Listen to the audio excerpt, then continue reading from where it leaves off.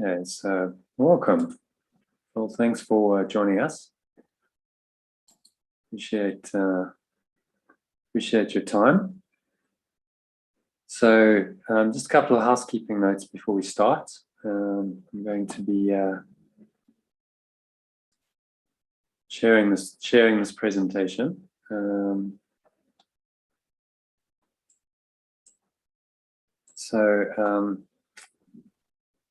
If you have any questions along the way, just feel free to ask. That's no problem. And I'll just cover whatever comes across. But it's fairly comprehensive, so it should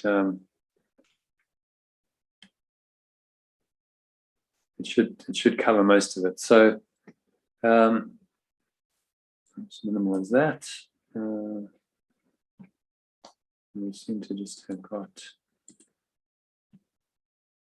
There we go. We'll just start again. Start slideshow. Okay. Why is it not letting me do it? There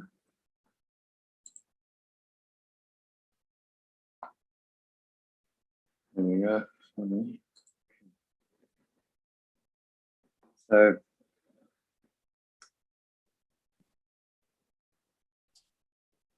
called The Art of Letting Go. That's the overall title, The Art of Letting Go Masterclass. How to let go and find your flow. But the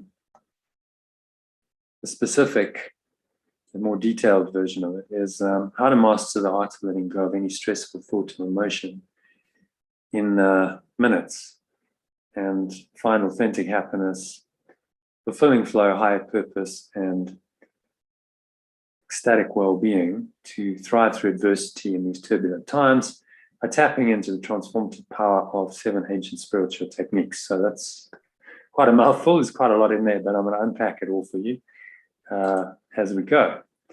So just in terms of the structure and objectives. Just to start with, I think it's a nice way to start any session like this, is just do some simple breathing to help you just relax, to let go of anything that's cropped up today and just be present. So I'm just going to ask you to sit comfortably, the feet shoulder width apart, keep your back straight. Close your eyes and start off by taking a nice deep breath in through the nose. So notice how the stomach rises first. That's key with this, it's called diaphragmatic breathing. Stomach rises, then the chest rises. Notice the subtle flow of air in through the nostrils, just paying attention to the subtle sensations of the breath. Just drawing the warm wave of energy just rising up from the lower stomach and spine into the crown of your head. I feel a warm tingling thread of energy up the spine. So take another sip of air and pause. Top of the inhale, just scan your mind and observe what's going on there. So any thoughts, any emotions, notice how that shows up as sensation in the body. And there's just some discomfort in the body.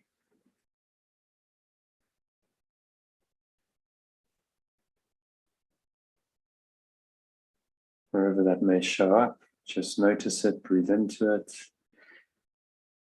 You just feel like you're breathing in light, whether you visualize light, golden or white light flowing into that area. And you just feel uncomfortable knot in your stomach, some tension in your neck and shoulders, clenching of the jaw, fists, whatever. The extreme sweaty palms, nausea, and panic attacks can come just from our thoughts and emotions. So just observe wherever you happen to be on that spectrum. Just breathe in.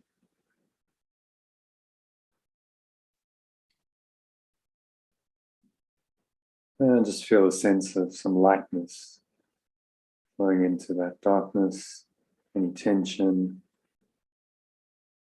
And with the help of your breath now, you're just going to let that all go, because all it is an energy. So you can imagine, if it helps you, that it's black smoke just leaving you. It's leaving your body, your mouth, your body, your energy system as you exhale out through the mouth.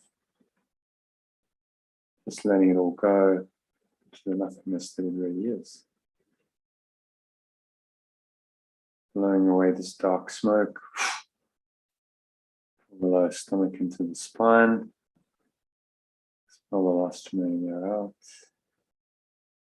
Just rest here for a few moments in peace and stillness.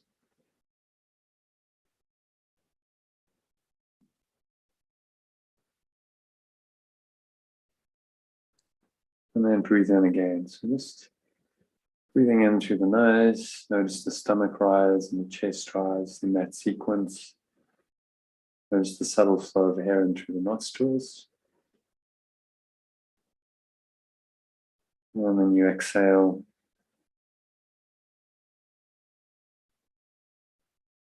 Notice how the air flows out of the nostrils.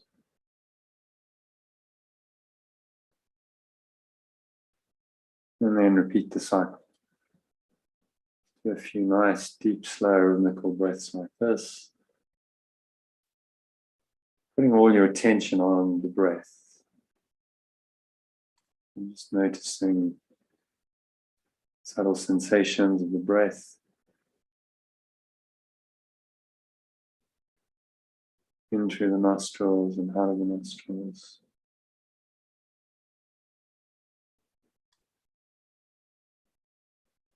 Stomach rises, the stomach falls. Find your mind wandering. Just bring it back to a simple awareness of the breath.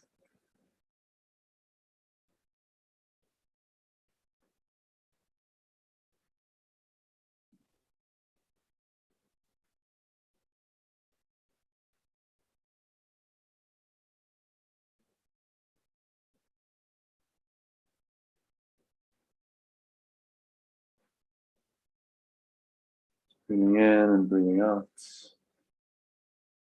Have a sense that the breath is just happening to you, through you, and for you. There's no conscious effort, there's no stressing, straining, or striving. Completely the opposite of how we normally do life. The breath is just breathing you, it's happening.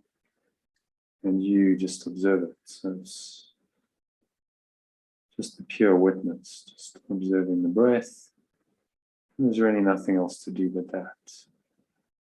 Your mind wants to complicate it and wants to distract you, think about other things. Just observe that tendency, smile to yourself. It's called the monkey mind in the Buddhist teaching. And bring your mind back. Bring all your awareness back to the breath.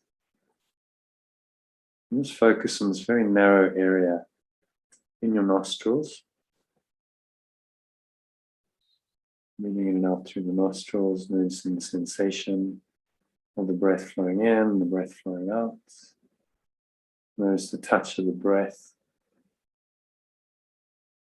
in the area just below your nose and in your nostrils.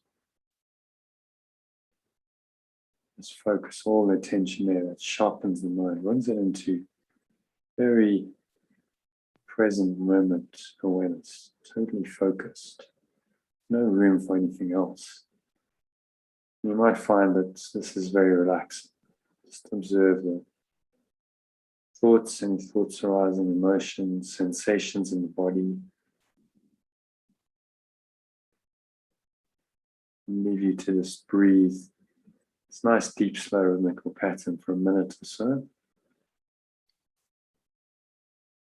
And then we'll gently come back into an awareness of your senses. So just for the next minute, relax, be still.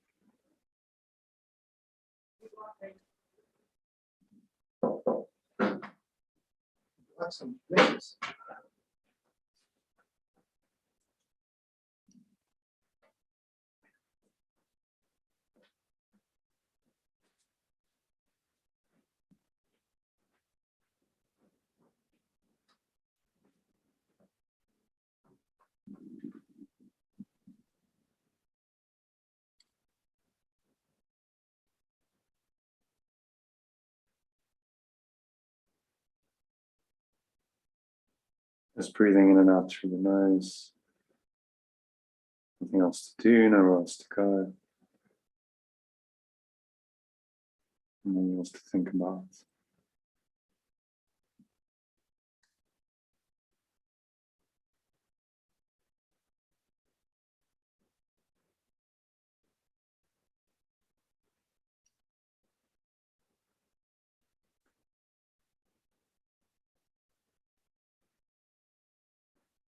So very gently,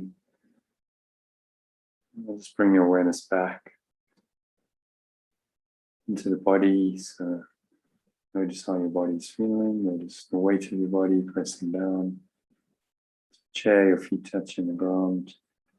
Notice what you're feeling and touching. Your hands, subtle flow of air on your skin perhaps. As you breathe in, notice any smell. Your nose, taste in the mouth.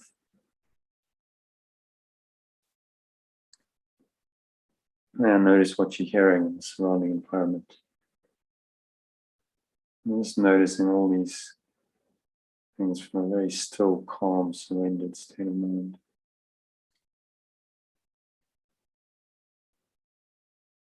And when you're ready, just open your eyes.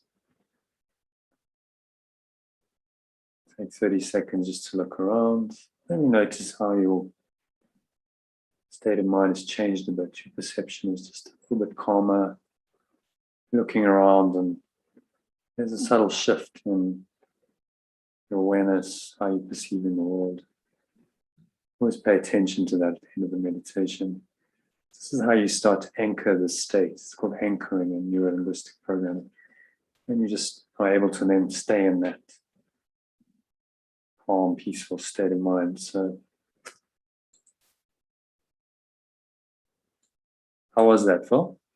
Very good. Yeah. Have you done any kind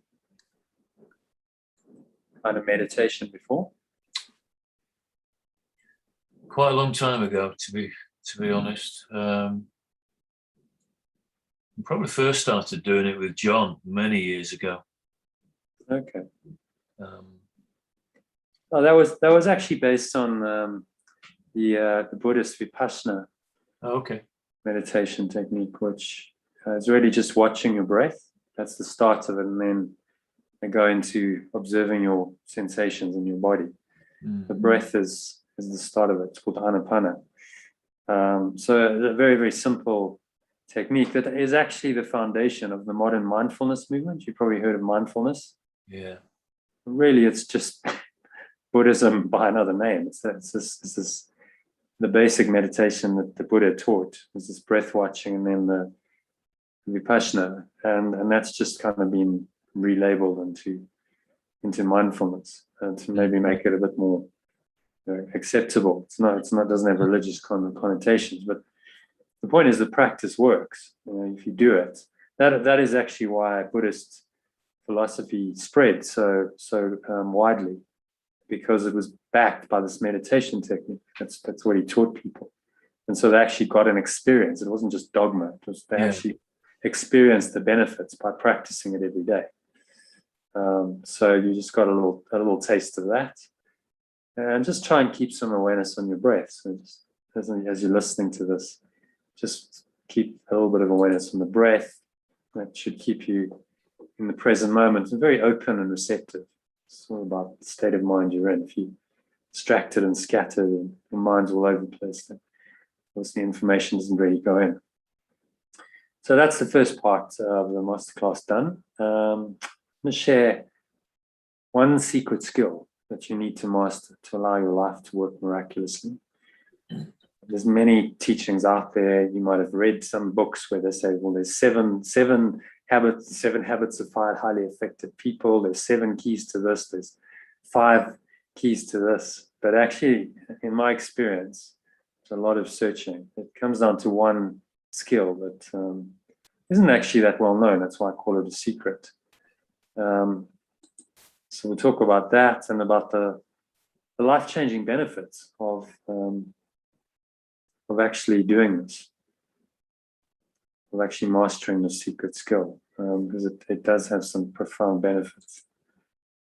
Then I'll talk about 7 stress-busting techniques, as I call them, the stress-reducing techniques to help you to master this one essential skill. It's all about the rubber meets the road. How do you actually do this? Theory is one thing, but the practice is another. And you've just done a couple of those techniques in the 10-minute meditation we did. And then how you can integrate practicing these techniques into your daily life to experience all of the life-changing benefits consistently. So that's the next thing. How do you integrate, make it part of your life, practice regularly? Because doing one session of meditation in a masterclass isn't going to help you that much. But if you do it regularly every day, then the benefits are proven. There's much scientific research to show that there are some profound benefits to regular meditation practice. Then we'll have some time for questions, and then if you'd like to, if you have to go, that's fine, but there will be a live meditation and discussion session with Sue and John, and hopefully some of their other friends will be joining us, and maybe a couple of other people in the Art of Letting Go Club. So just to incentivize you to stay until the end of the masterclass. That doesn't mean the end of the meditation and the discussion session afterwards, but if you stay till the end of this presentation, I'll give you the written worksheet for a very powerful 10-step letting go process. It's based on the teachings of A Course in Miracles, and a 1-hour recording to guide you through it in a meditation and explain it in more details. Half-an-hour meditation, half-an-hour of explanation. It's really a summary. It's a summation of the entire teaching of this very profound work called A Course in Miracles. Okay, and then what's happening? So that's if you stay until the very end of the masterclass. So this is ask a question, which is a rhetorical question, so you don't have to answer this, but just pause and think about it for a few moments. Why are you here today? And inevitably people come to these kinds of presentations and masterclasses because they're looking for something. And so it may be that you think you're looking for relief from stress, anxiety, depression, and disease, which can turn into disease. So often health problems, health challenges are why people start looking for some kind of solution.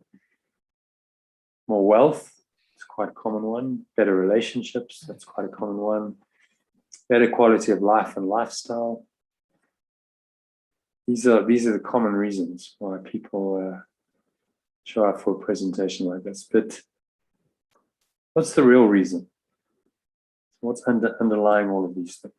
So what are you really looking for? Okay, just pause, reflect on that. And if you were going to put it into a word, there's other words for this, but I've just chosen this one.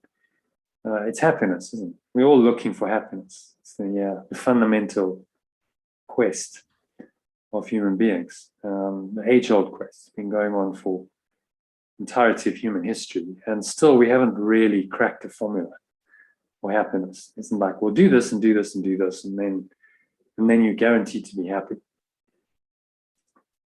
To find inner peace, that's another word for it. Sense of feeling okay, happiness, inner peace, joy. These are all synonyms for this state of happiness. And the question is, why haven't you found lasting happiness yet? So, because you've been looking in the wrong place. You haven't found sustainable, lasting happiness. It's just conditioning. We don't live in a society that is set up for people's happiness, in case you haven't noticed. So we've been conditioned from a very young age to think that we'll be happy when we have better or more of something else, something outside of us. This is the societal programming. This is the ego's programming. So that may look like that. It may look like a beautiful body, fit, healthy, sexy bodies. We're bombarded with these kinds of images in the media. Most people just don't live up to them. And certainly they don't live up to them for very long, because as we age, what tends to happen is the body decays, we get old, we no longer look like that. And then somehow we feel like, well, we're less than this perfect ideal. So that's not particularly sustainable, as it seems obvious, but yet somehow the obvious gets overlooked in our society, and people still cling to these ideas that the body is somehow going to make them permanently happy. Well, the body can age, the body can get sick. We know all the conditions that can negatively affect the body. So a lot of people are looking for wealth and the toys that wealth can buy. So that might be a fancy car like that. But cars break down. Cars need to be insured. And if you've ever bought a nice new car, you'll know that probably the thrill lasts for a few weeks. Wow, this is really cool. And then you just get habituated to it after a few weeks. Like, it's just another thing. It's actually a vehicle. It's a mechanism getting from A to B, really. So it's not a source of sustainable happiness. And it's certainly not a source of identity. If you identify with your car, then you're delusional. Nice house. A lot of people, oh, if I had a house like that, I'd be really happy. Because, who wouldn't be happy there? Well, I can tell you that many wealthy people, celebrities and so on, you only have to read the celebrity magazines, live in houses like this, and they're really not happy. So it's not the house that's going to make you happy, it's your inner state of mind. And someone who's living in a much simpler house, or actually has very little, can be happier, because it's an inner state of mind. So it's not that either. Of course, houses can burn down, houses need maintenance, insurance, and so on, all of which costs money, which means you then have to work to support that lifestyle.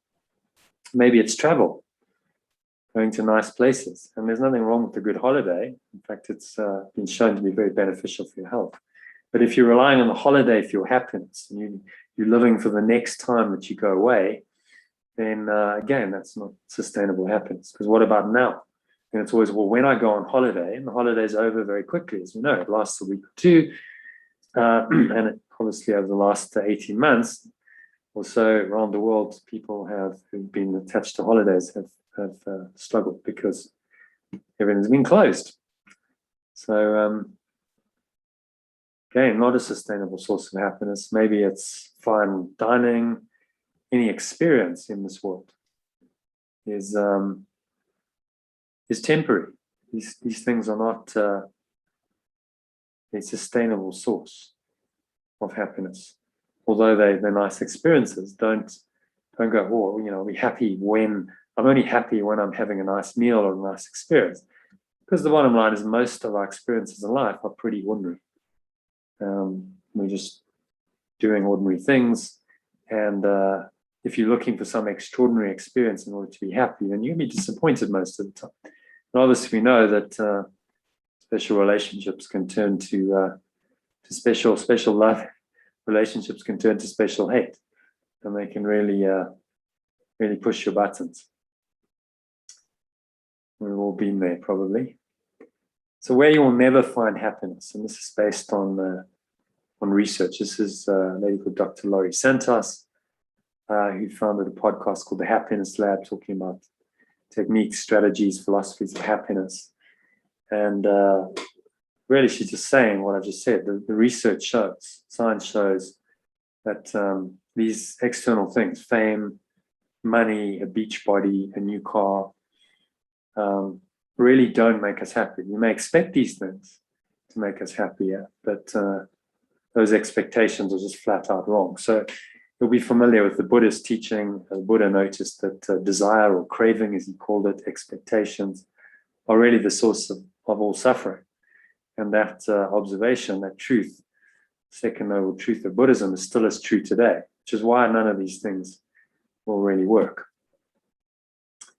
So maybe going to a psychologist, can't find happiness. You look for some kind of help there, and too often that just becomes another thing you go to every week. People go to psychologists, and obviously there's a business model there. They're paying money to try and find some happiness. In my experience, that not that I've been to a psychologist, but I've talked to people who have. Generally, especially if it's a long-term thing, that's also not sustainable. And as the picture depicts, it all costs money. So what does A Course in Miracles have to say about it?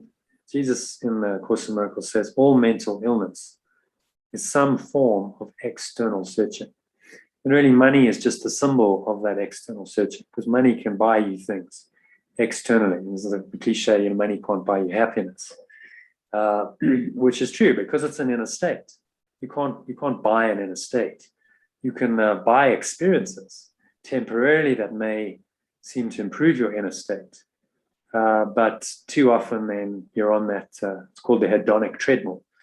You're on this treadmill of, well, I need another experience, another high. Usually that costs money. At the extreme of this, people use substances, drugs, and so on to give them the high. And then of course there's the corresponding low.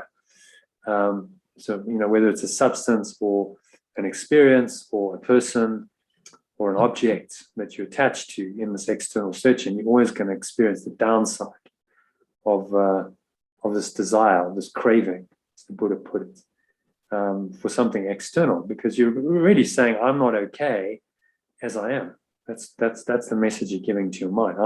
I'm not happy as I am. I need something external to me, which then is a self-perpetuating problem. I need something external to be happy. I get it. I'm temporarily satisfied, but then I revert to my normal mind pattern of being dissatisfied. And so then I need to go and find something else. And so this is the way a lot of people live.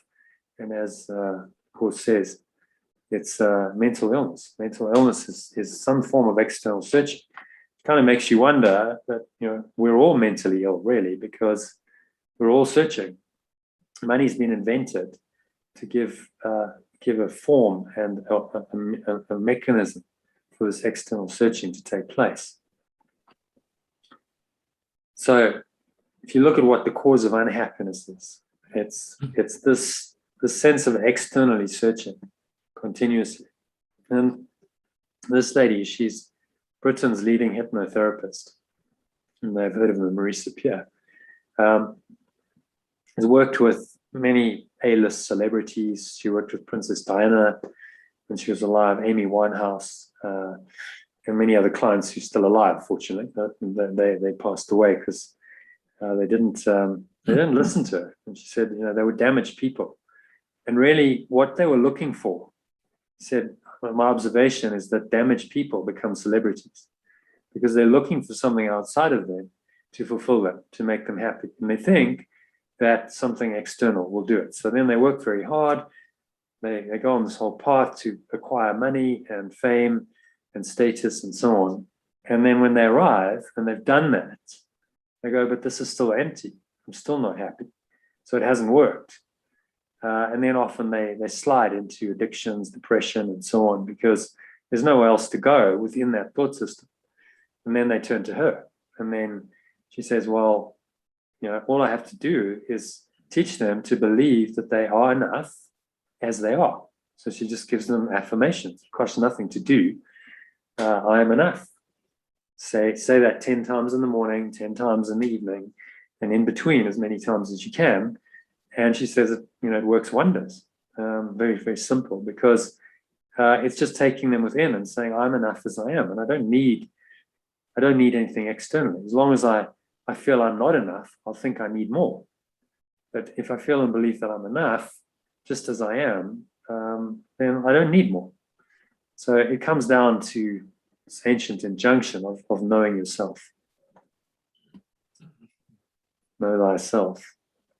The cause of unhappiness, if you look at the desire, then all stress is really connected to that. Stress is the perception of some form of external threat. Deepak Chopra said that. It's almost a direct quote from A Course in Miracles as well. All stress. Another word for stress is fear. It's a sense of resistance to what's happening, and it's usually some kind of foreboding of, something worse is going to happen.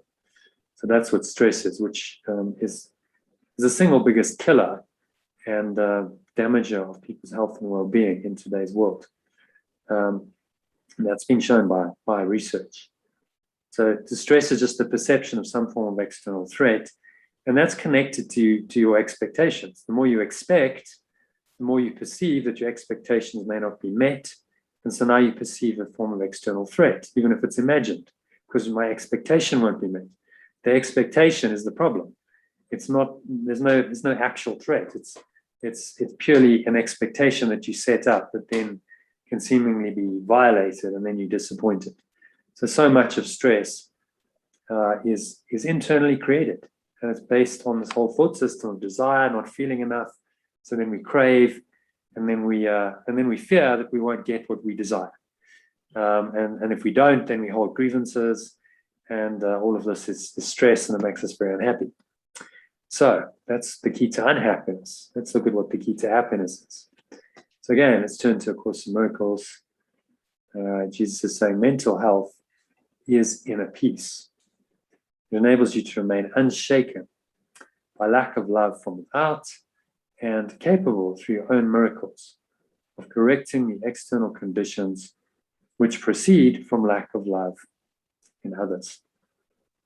So it's all about staying unshakable. I think they actually talk about that in the Tibetan Buddhism, unshakability.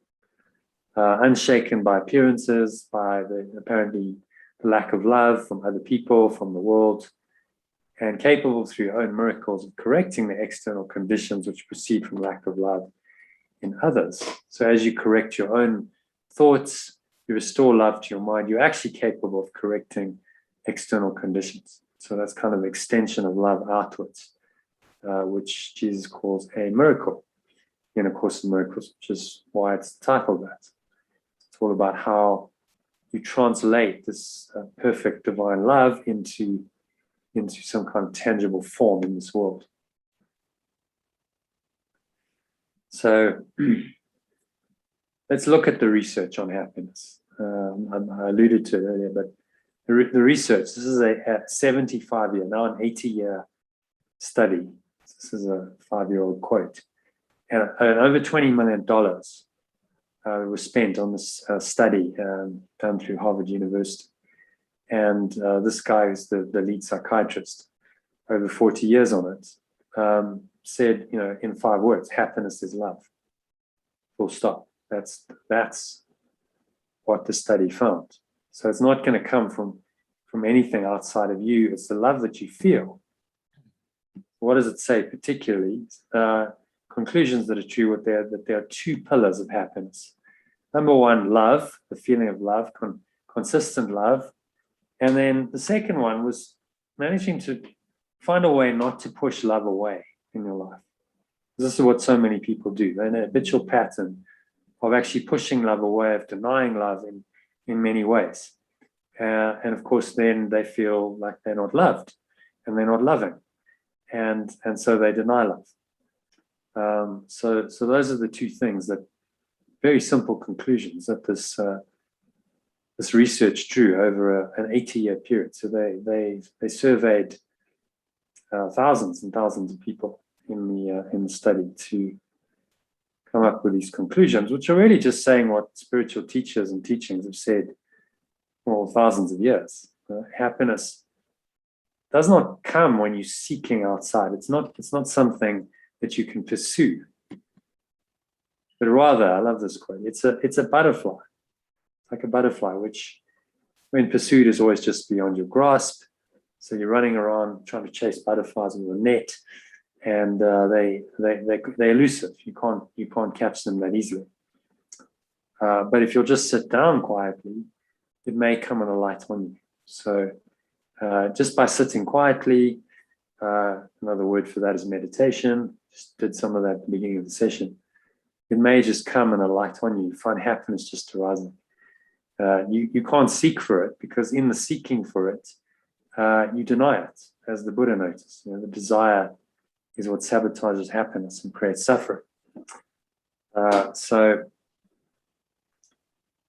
that's a very, very true quote. And then there's another one from a chap called Mihaly Csikszentmihalyi, who's a professor of psychology and author of many books on this concept of flow. He, in fact, coined the term, just come into modern usage since about the 70s or 80s when he started writing these books. To know oneself is the first step toward making flow a part of one's entire life. Just as there is no free lunch in the material economy, nothing comes free in the psychic one. If one is not willing to invest psychic energy in the internal reality of consciousness, and instead squanders it in chasing external rewards, one loses mastery of one's life and ends up becoming a puppet of circumstances. So really what he's saying is exactly the same as teachers, masters like Jesus and Buddha. He's saying, if you're looking for some kind of external source of happiness, external satisfaction, you're going to be disappointed. And in fact, you squander your consciousness and become a puppet of circumstances. So you become a victim of the world, and your reality is determined from the outside in rather than the inside out, which is not a very happy state of mind, because at any point, anything can come in and upset you. And apparently, you have no control over that, because your locus of control is external rather than internal. So really, happiness often relies on just this one character trait, as Charles Glassman pointed out, which is self-discipline. So you're able to discipline yourself, and you may say, well, to do what? Well, in all of my studies and my own learning, I've come to the conclusion that there's one thing, and this is the one essential skill I mentioned. It's to let go of any negative thought/emotion.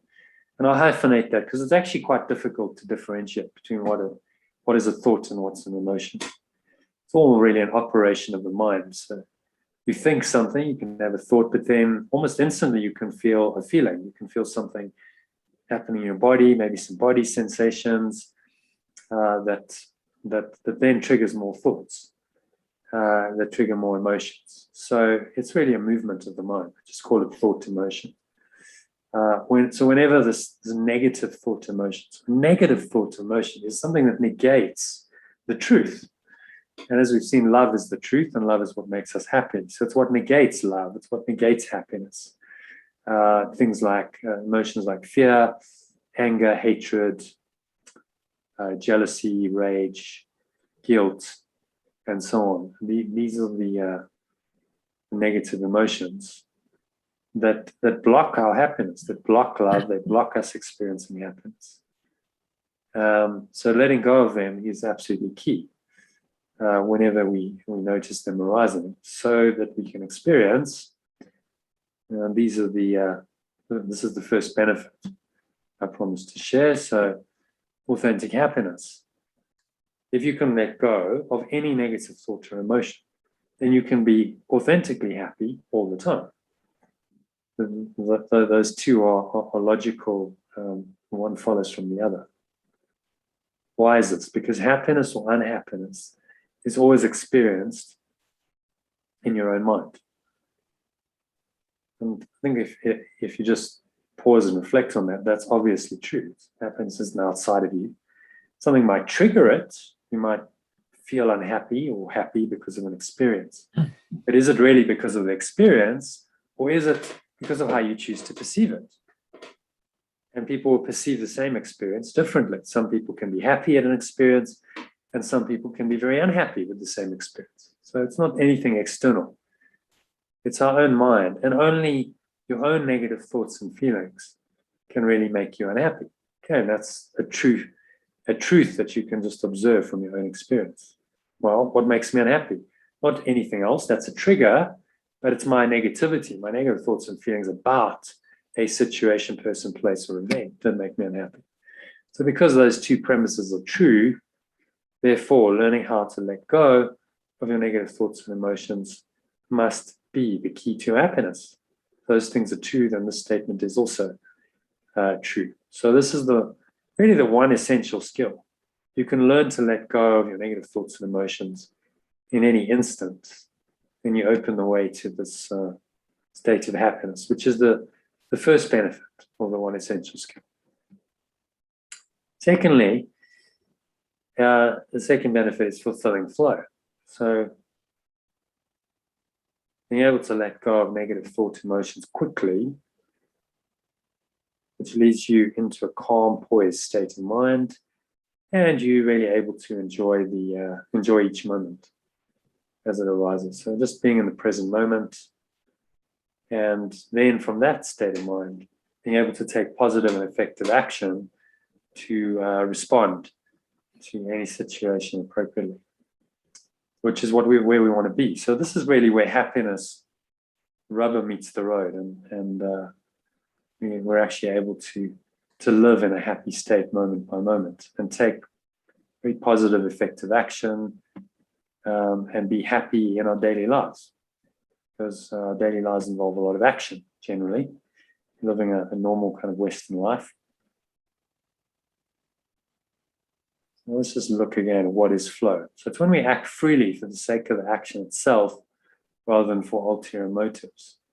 We learn to become more than what we were. So it's not ever about the doing, and it's not about the outcome you want to achieve. It's doing something because you enjoy the process, you enjoy the moment. So for instance, there's a father, I assume, playing with his daughter, and there's no end goal. It's just being happy in the moment and having fun together. So that's really the essence of flow, and letting go of all the ego's ulterior motives. So that's number two, key benefit number two, and then there's the key to higher purpose and ecstatic well-being. Kind of lumped them together because they do go hand in glove. So your foundations are authentic happiness. If that's your base foundation, that's kind of being. Then flow is about, well, I'm doing happiness. I'm happy, but I'm happy in every aspect of my life while I'm operating, I'm functioning at a high level. And authentic happiness and fulfilling flow in every aspect of your life lead to a healthy, meaningful, extraordinary, ordinary life filled with miraculous experiences and results. And if you're experiencing that, there's meaning, so there's higher purpose. It's not necessary you have to do anything extraordinary. You simply living an ordinary life, but your experience of your life is extraordinary. And health is almost guaranteed when you're in this state. Happiness and flow lead to a nice, easy, calm, peaceful state of mind, and that promotes good health. And then you can have some pretty miraculous results. That doesn't mean you are walking on water or raising the dead. It just means that love is kind of present in your life, and you're able to be happy and enjoy life moment by moment. That's when the miracle is. So it's a miracle in this world because So often people are not in that state of mind. And it actually does take some mind training to get there. So higher purpose and ecstatic well-being. Really, you can feel extraordinarily well and have these little ecstatic moments during the day of just pure peace and joy. If you've set the foundations in place and you've got the authentic happiness and the fulfilling flow. So just to summarize, there's 4 keys to what I call an extraordinary ordinary life. Benefit number 1, which is the key to authentic happiness. It's how to let go of any negative thoughts or emotions, no matter how challenging the situation provoking them seems to be. Benefit number 2 is the key to fulfilling flow. It's how to remain poised and enjoy the moment while taking positive, effective action to respond to any situation appropriately. And benefits number 3 and 4, key to higher purpose and ecstatic well-being. It's really how do you put it all together? How do you be happy and in flow in every aspect of your life and live a healthy, meaningful, extraordinary ordinary life filled with miraculous experiences and results? And if you can put all that together, I think it would be difficult to argue that you're not successful. However that success looks on a material level, true success is really just in your experience of life. If you're happy, you're in flow, you're healthy, you find meaning and higher purpose, and you're able to experience that consistently, then that really is success. So can you see why letting go is the critical skill? It starts with letting go. It leads to authentic happiness, because if you can let go of any negativity, then you can be happy in any situation, irrespective. Your happiness is now not dependent on anything external to you. So authentic happiness then leads to the ability to flow with that in life. So the happiness is like the ground of being. It's where you rest, and then you just carry that with you in your daily life, in this fulfilling flow. And of course, that leads to a sense of fulfillment, to higher purpose, and a sense of ecstatic well-being. So that's the sequence. But if you can't do that, if you can't let go of negativity, then the negativity blocks your happiness. You're not going to be happy. Negativity and happiness cannot coexist in the mind.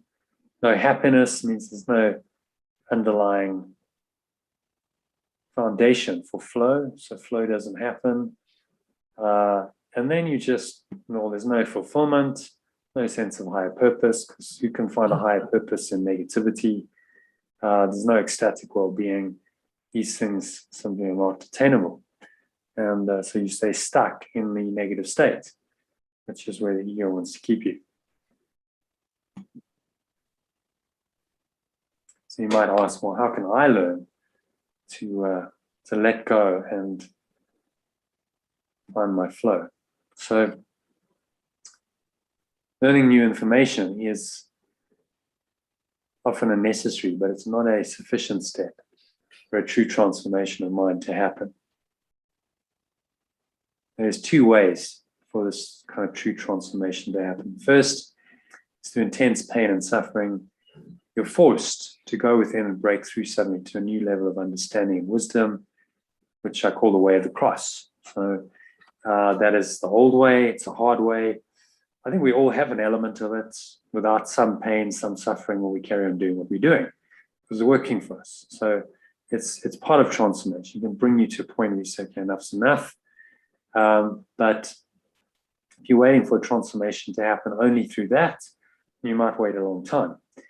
There are people who've done this, some famous spiritual teachers, a guy called Eckhart Tolle, you're probably familiar with him, was pretty miserable for 29 years of his life. And finally, at the age of 29, with enough pain and suffering, he had this experience where he just woke up literally overnight. He passed out. He had this kind of experience of his ego collapsing, woke up the next morning, and it had all dropped. And he just, wow, I feel clear, I feel light, I feel peaceful. And so his ego just dropped away, but it took him a long time, 29 years of a lot of unhappiness to get there. So the second way, I call the way of mastery, is through conscious, disciplined practice of spiritual ideas and techniques. You systematically grow in understanding and in wisdom. This is the way of mastery. And again, this is very ancient. These kinds of spiritual techniques, practices have been around for thousands of years. It goes back to the Vedas and the yogis, and that got formalized into, we've come to, we call this the 8-limb system of yoga, which I'll go through in more detail just now. So there's many techniques. In fact, almost every culture, religion has techniques that are there to try to help people to grow in understanding wisdom and to connect with their source. Okay, so principles of transformation through mastery. Let's look at those. First of all, it's about understanding and realization through your personal experience. It's not some dogma, it's not fundamental belief, it's personal experience based. So it does require your active willingness and disciplined effort. If you're not just going to wait for a revelatory experience to happen, then you need to put in some effort. What I like about this is that you can do that. You can choose to consciously, in a disciplined way, exert effort towards this mastery by doing key spiritual practices regularly. That's absolutely essential. This transformation can be greatly facilitated by another person or group who help to raise the initiate's consciousness. So that's alchemical language. That's someone who's really embarked on a path of transformation in the alchemical tradition. But it applies to any spiritual path or tradition. And so this shift in consciousness is greatly facilitated by another personal group who help to raise the consciousness, the person's consciousness, by transmitting positive energy and holding him or her accountable. So, and this happens even if you're not physically present. I've seen it happen in Zoom. We've all been using Zoom for the last couple of years, certainly since COVID started. A lot of people have jumped onto Zoom. And I've observed this in the courses and the sessions I'm on. There's an energy transmission, there's no doubt. So it's positive energy can rub off if you're in the session. And it's also, there's a degree of accountability. Saying, well, have you done that? Just by the fact that the session's happening, often people are like, well, because it's happening, I know a live session is happening. Well, then great, I'll join it. If the live session wasn't happening, they wouldn't. Then it's about this immersion in these key spiritual practices and positive field of consciousness. And all of that really greatly accelerates it. So it's by holding to these principles of transformation during mastery, you can go much, much quicker than pretty much any other path. So I promised to talk about the 7 key spiritual practices, 7 stress-busting techniques. So here they are. These are 7 key spiritual practices to help you to let go of negativity. So number 1 is breathwork techniques. So you've experienced some breathwork already in the session. Started with 10 minutes. Just sitting quietly, watching your breath. Breathing out through the nose is pranayama. That means breath control.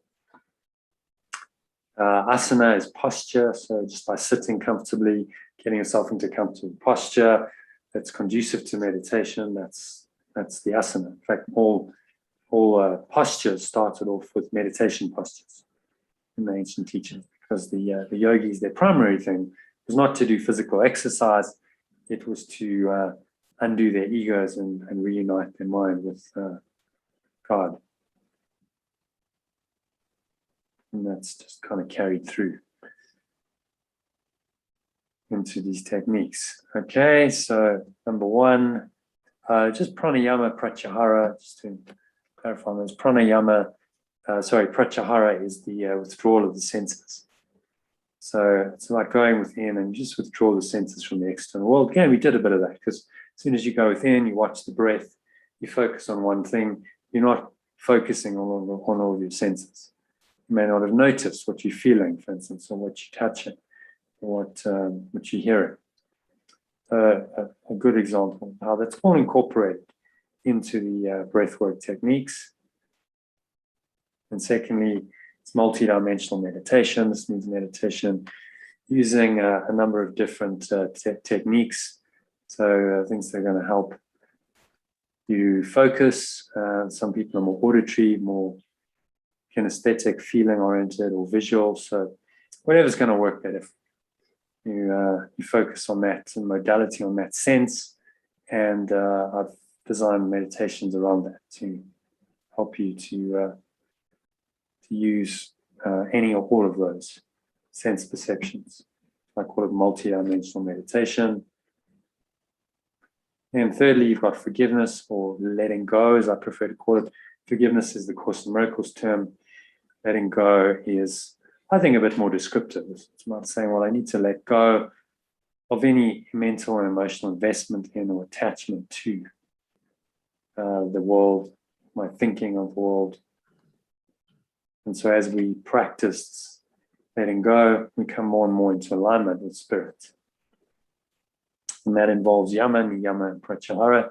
So yama and niyama were the abstentions and the observances. So these are number 1 and 2 in the 8-limb system of yoga, because Patanjali formulated saying, look, these are foundations.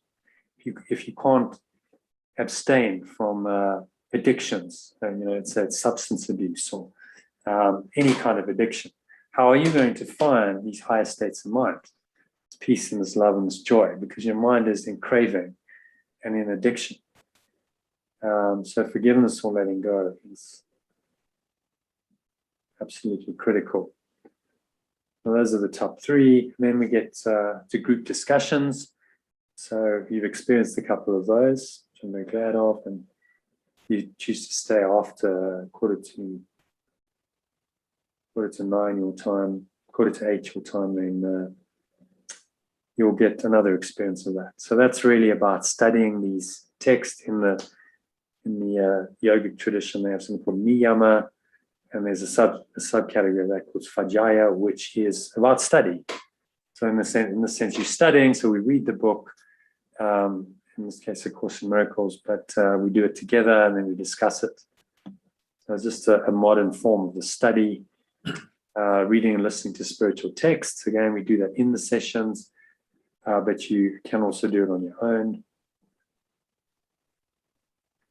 And there's fasting or abstinence.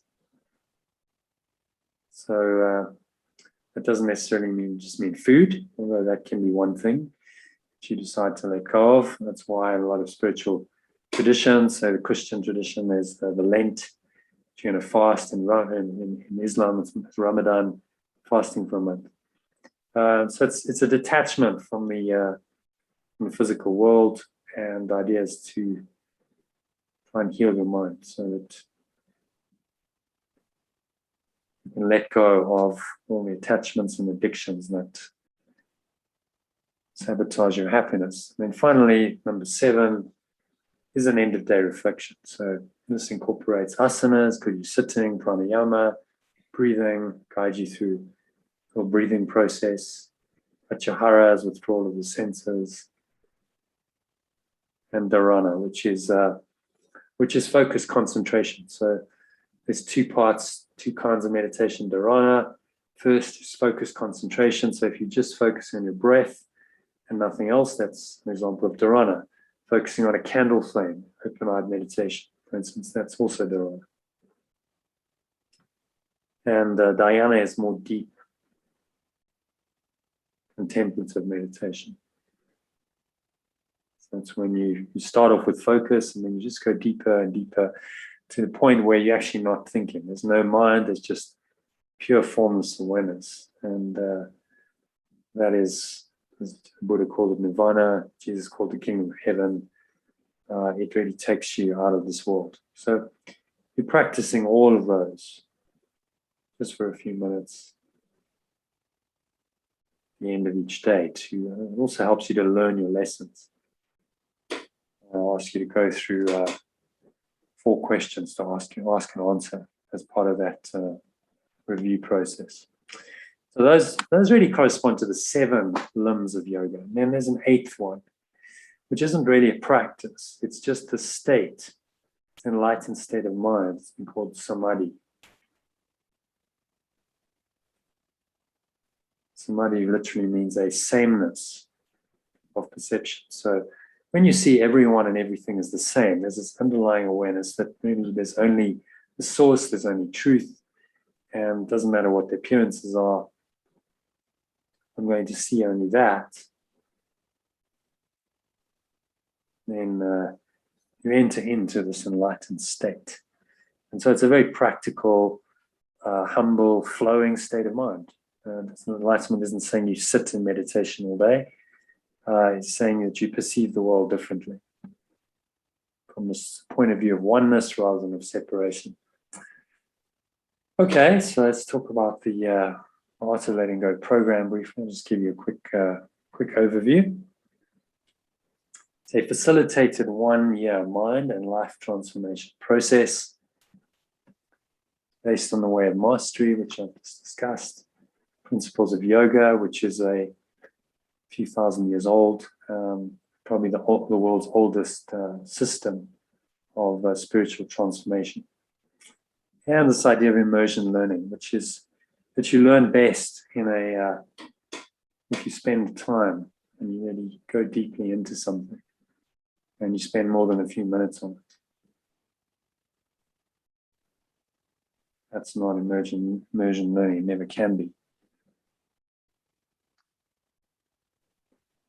So it incorporates 7 key spiritual practices, the ones I've just shown you, and the 7 limbs of yoga into the program. And these key spiritual practices include live and recorded daily online meditations and discussion sessions, transformational exercises, solo meditation and breath work, and studying of the Course in Miracles. And that's all included in the program.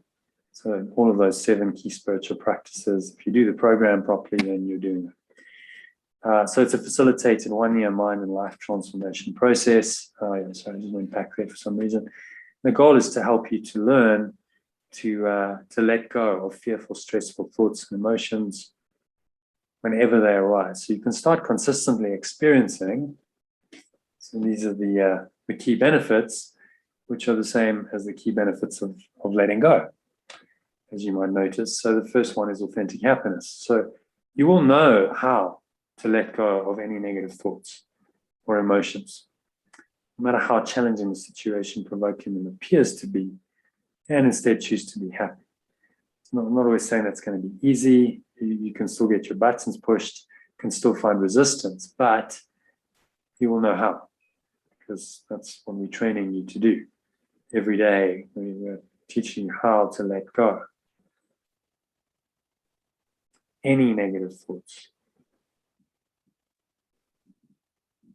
or emotions, no matter how challenging situation provoking them appears to be, and instead choose to be happy. So this is really the key to happiness. If you can do that, then nothing can block your happiness.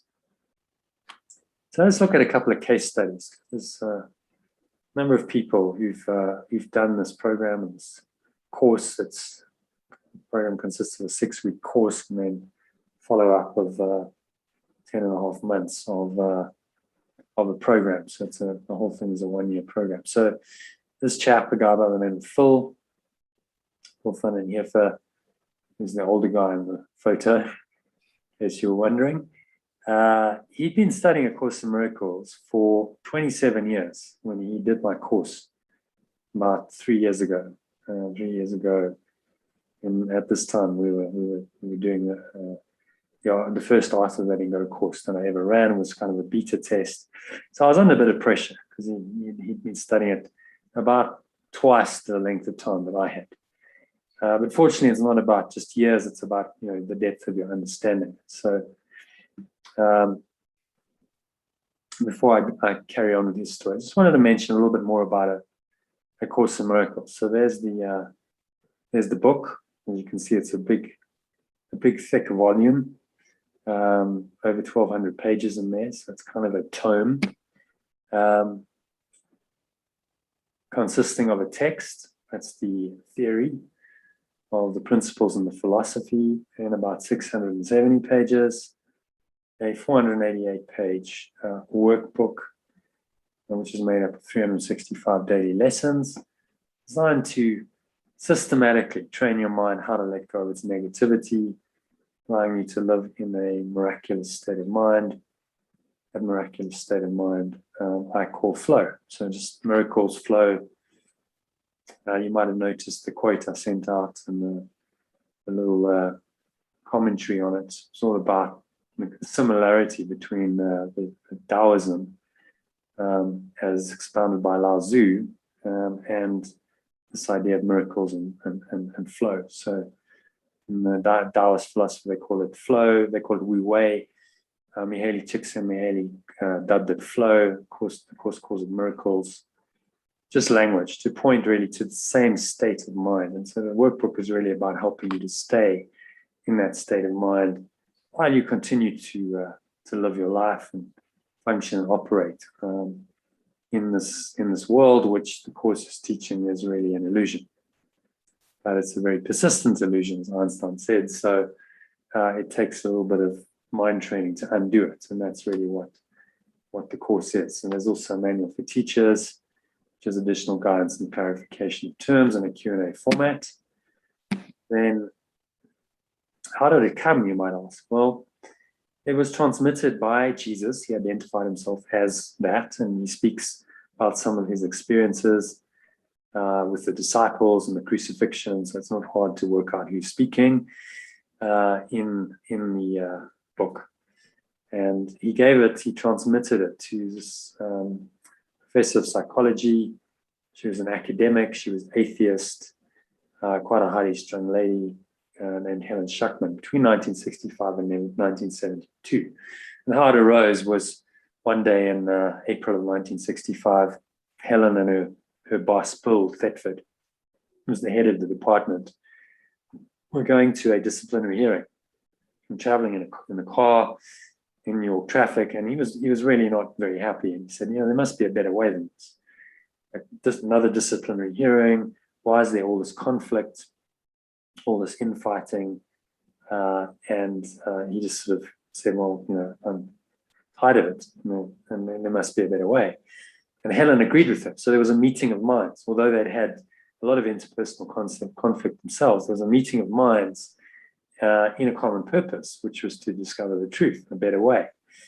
And so very soon after that, Helen started having vivid dreams, visions of herself in white robes.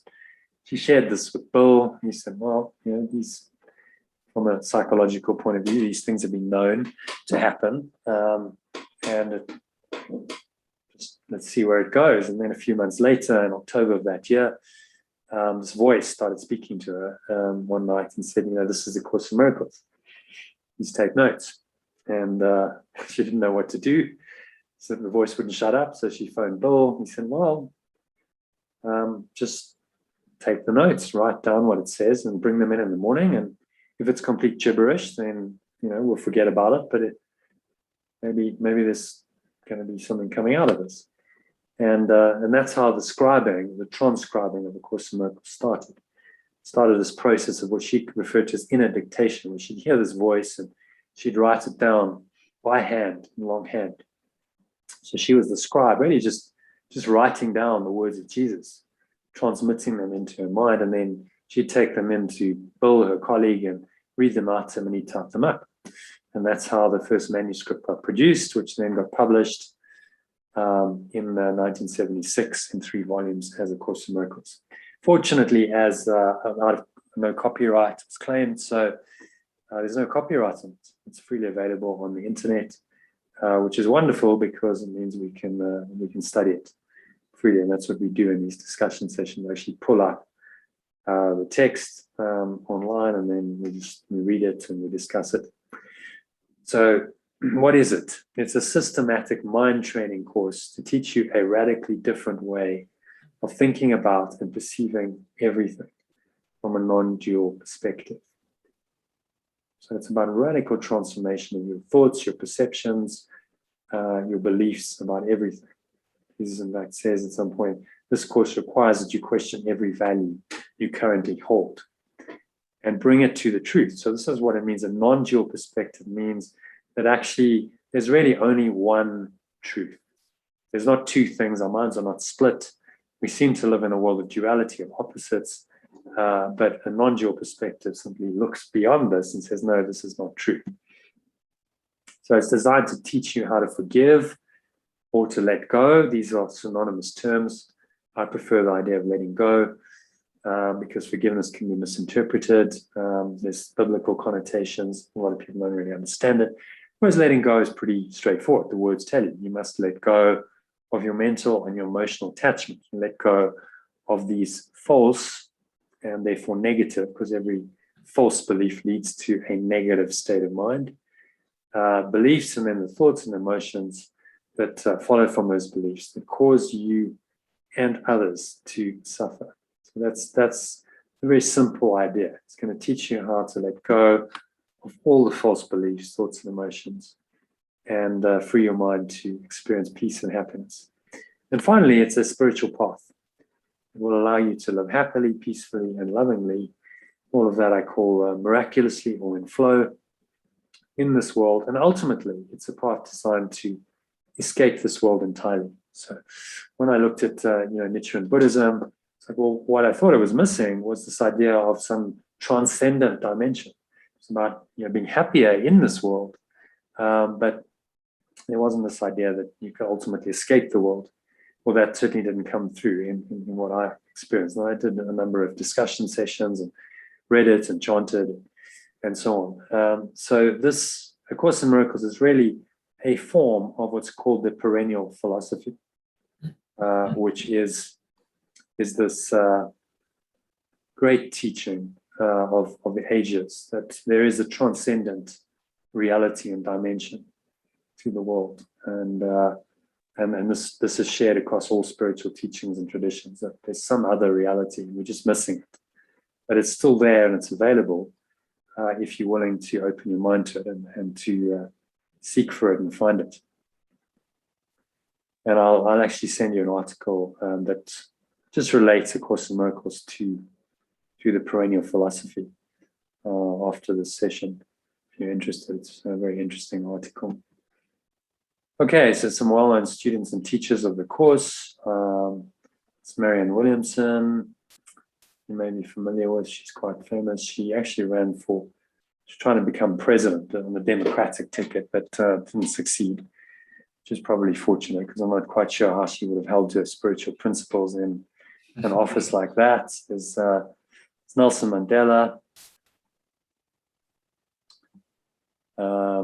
who quoted, and I don't think he ever studied it directly, although I could be wrong, but when he came out of prison, he quoted from Marianne Williamson's best-selling book called The Return to Love, which is her reflections on A Course in Miracles. A great quote on our deepest fear, which I'll share with you at the end of this. Our deepest fear is not that we're inadequate. So Nelson quoted that. So he was influenced by the teachings, even if it was indirectly, of A Course in Miracles. Oprah Winfrey, she's good friends with Marianne Williamson, also friends with the likes of Deepak Chopra, and she's a Course in Miracles student, self-admitted. Wayne Dyer, who started his career sort of very much in writing personal growth type books. I remember reading one of his books way back in the 80s, Your Erroneous Zones. And then he sort of graduated from that to a much more spiritual way of being and living. And he started studying A Course in Miracles in his latter years. Eckhart Tolle I've seen videos of him where he's quoted from it, he's been reading from the book. And there's myself, so I'm certainly not as famous as any of these people.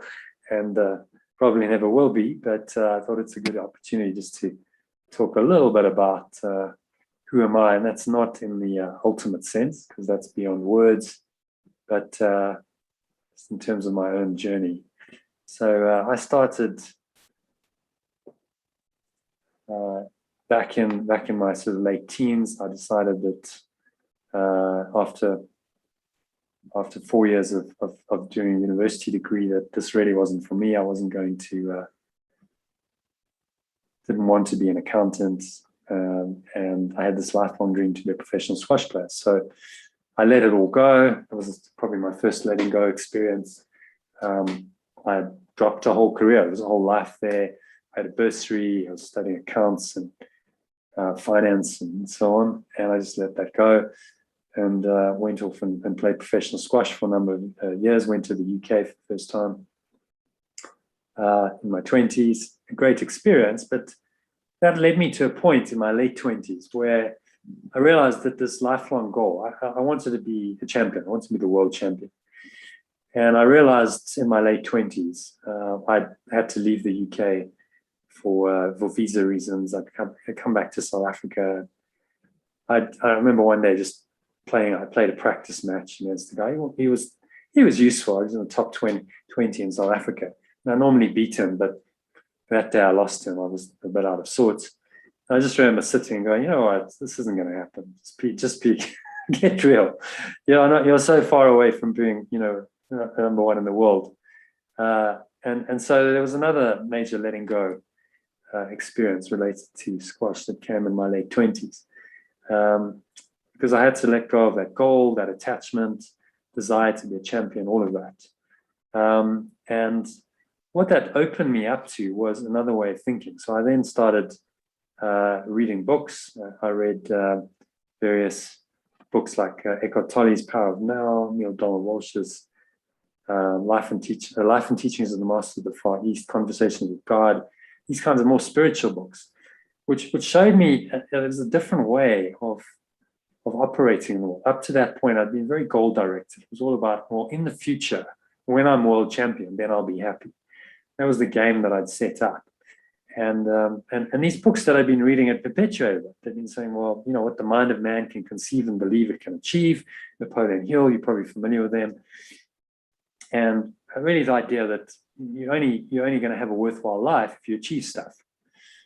And in my late 20s, I really had to question all of that, because I'd really given it my all. Gone to the UK, I dedicated my life to it.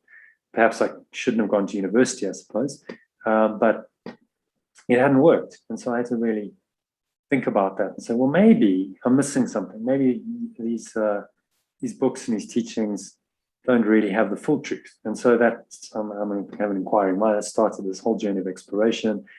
I'd also started to meditate. I learned to meditate when I was in London to improve my squash, but actually it did a lot more than that, as one doesn't realize what you're getting into. But in a very good way, it started opening up my mind to a deeper reality, to these fundamental questions of who am I, what's life really all about. And then in sort of the early 2000s, I stayed here. I started a business, Life Build, which is still great, as you can see the logo, and started off doing sort of workshops, retreats, seminars in around South Africa mainly. Also went to Mozambique. That's a retreat in Mozambique where we take people and they would go swimming with dolphins, part of the experience. There I am in London. So that took me to about 2012, 2013. And then I felt like I needed a change. Something in me just said, okay, I've been doing this now for about 10 years. And it's good, and I enjoyed it, but I just felt like I needed a change. So I got an opportunity to go over to the UK and help a friend start a business. He's no longer a friend because the business didn't go so well. I won't go into that, but some letting go lessons there as well. And in the process, I sort of had this idea that if I went over, that something else would happen, and sure enough, it did. I met my wife. There she is, Deborah.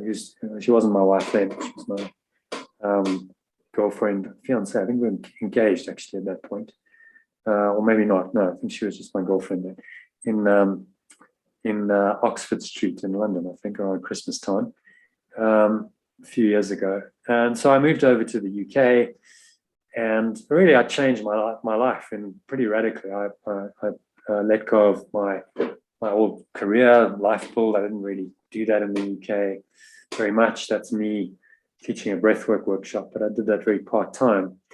So I needed to earn income. And so I started a corporate finance business. That didn't go so well. It took about 5 years to close my first deal, which just happened. So there I'm in corporate mode. So I started a card payment utilities consulting business in the UK to pay the bills. But about 2018, I just sort of felt like kind of lost my way a bit. So I was like, I'm not really doing what I love doing. I love to teach. I love the whole spiritual world, and I wasn't doing any of it. Not very little of it.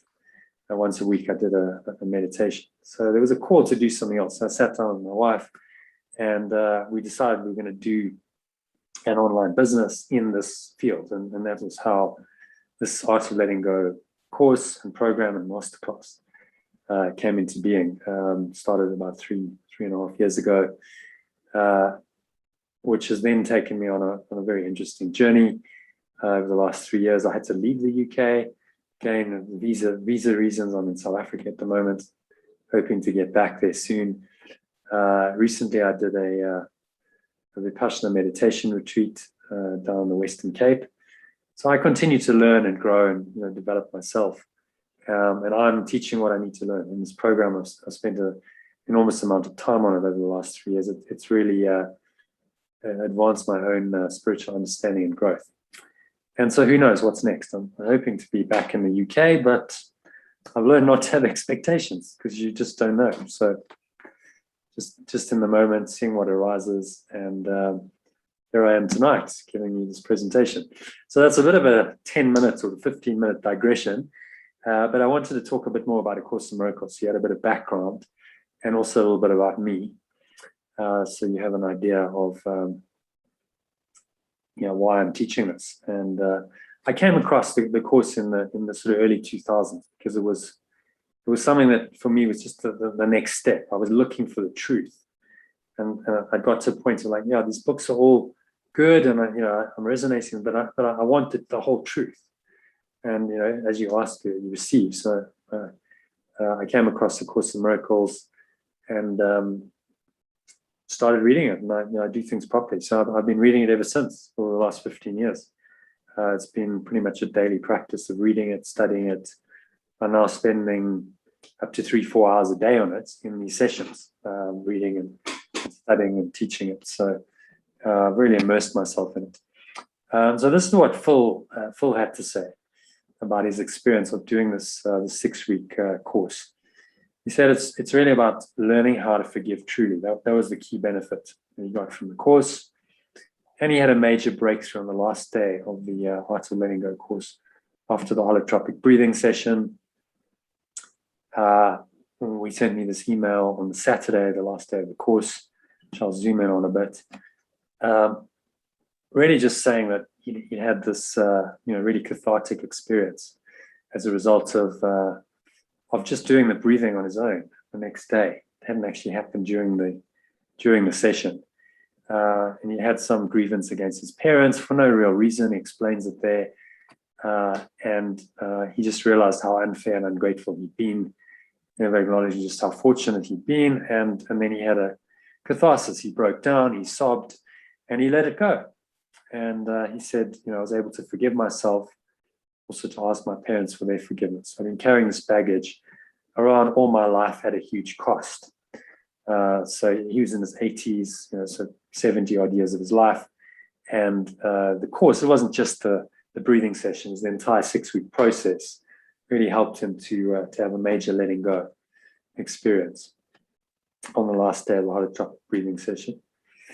Other people have said it's helped them to see their subconscious patterns, that stop them from doing things in their life that are good for them, spiritual practices like yoga, meditation, etc.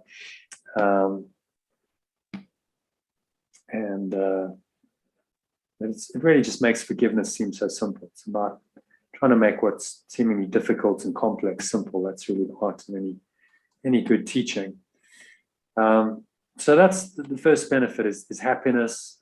We've gone into that. So people have experienced a really ongoing happiness as a result of this. Benefit number 2 is fulfilling flow in your daily life. So it's knowing how to remain poised and enjoy the moment while taking positive, harmonious action to respond to any situation effectively. So there's a little case study of myself when I was playing squash. I had an experience where I really just went into complete flow after experiencing a lot of fear around a particular match. I was playing a chap who in my mind I should be beating. This was in the early days of my professional career. I'd lost to him earlier in the season. He was in my local club. He was in the other side in the first league in Johannesburg, Transvaal as it was then. And I didn't want to lose, and I was really nervous. And I just remember going for a walk, and my sister said, well, why don't you just kind of let it go and just be in the moment and enjoy it? You know, easier said than done. But somehow I managed to really just blank my mind and not think about the outcome at all. And when it came to play the match, I was just in this totally empty state. And it was quite amazing what happened. I played amazing. It's just probably the most amazing squash I've ever played, and it was very creative. And I enjoyed it. And I really had a sense of exactly what Eckhart Tolle says here. That artistic creation, sports, dance, teaching, counseling, and mastery in any field of endeavor implies that the thinking mind is either no longer involved at all, or at least is taking second place. Power and intelligence greater than you, and yet one with you in essence takes over. There is no decision-making process anymore. Spontaneous right action just happens, and quote, you are not doing it. Mastery of life is the opposite of control. You become aligned with a greater consciousness. It acts, speaks, and does the works. So that's exactly my experience. I really felt like the spontaneous right action just happening. I wasn't doing it. I wasn't in control. And yet it worked. It was amazing. I was just observing this amazing process happening through me. And I think that experience, it was a life-changing experience, because as a result of that, I really got interested in this idea of flow, peak performance in sport, how that applied in other areas of life. And it took me on a path, which is where I've ended up today. Really immersing myself in this kind of material, in these teachings.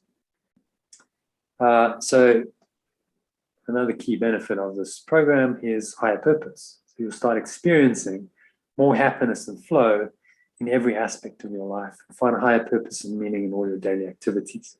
So a lot of people are looking for higher purpose somewhere out there. I had a conversation with Sue the other day. She's looking for some kind of higher purpose, and she feels like she's not doing it. But actually, it's just in your moment by moment experience of happiness and feeling like you're in flow, in the flow of life, in every aspect of your life. That's where your meaning comes from. It's not a grandiose purpose. So I call it extraordinary ordinary. It's an extraordinary ordinary life. Another little case study on that. So this is a chap called Vim who did the first Start of Letting Go course. So a couple of weeks into the course, he played a tennis match, and as he describes here, it wasn't a good experience. He went out of flow. He got upset. He got irritated because he wanted to win, and he made mistakes. And tennis is a pretty unforgiving game because it's difficult to get it in and hits it out, hits it in the net, and so he got angry and he lost his temper. And he shared this in one of the discussion sessions. I then shared my experience that I just shared with you on the squash court, and I showed him some of the breathing. And to his credit, he really applied it. The next week he went and played the same guy, and he was centered, he was calm, he breathed, and he played a lot better, and in fact won, although he didn't think he was going to win. It wasn't his expectation. So you realize it wasn't about competition or winning. It was really about the experience. I was in flow. I really enjoyed it, and I was at peace. As he said, I experienced God's pleasure in me that day. I also learned that I can choose to let go of anger, which doesn't work, and be at peace instead. So a really nice experience there, bit of a shift and transformation. And if you notice, that's what flow is really about. It's about being in the moment, and also learning that you are more than what you thought you were. So he learned a profound lesson about himself. So the experience helped him to learn more about himself, that actually peace was his true nature and anger wasn't. And then finally, this idea of ecstatic well-being. So if happiness and flow become ubiquitous in every aspect of your life, and you're living this extraordinary life, it may be playing a tennis match, it may be just working, it may be cooking a meal, driving, talking to business colleagues, your partner, your kids, doesn't matter. This is the ordinary experiences of life, but they become extraordinary if you're happy and you're in flow. And these are the miracles. These are the miraculous experiences and results. And people start to pick up on that, and you can actually spread that out. This is what it means to be a miracle worker. People just pick up on your happiness and your peace and your joy, and they pick up on some of that, rubs off, and maybe they ask you, well, what's your secret? And then you can, help them on their path, on their journey. Another little case study on that. A lot of people say, well, ecstatic, really? Is that just an exaggeration? Well, it can happen.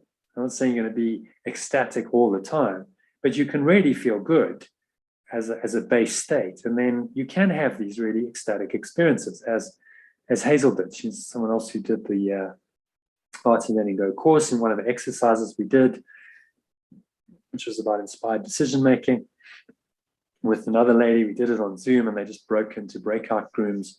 So they each had a very personal experience with the other person.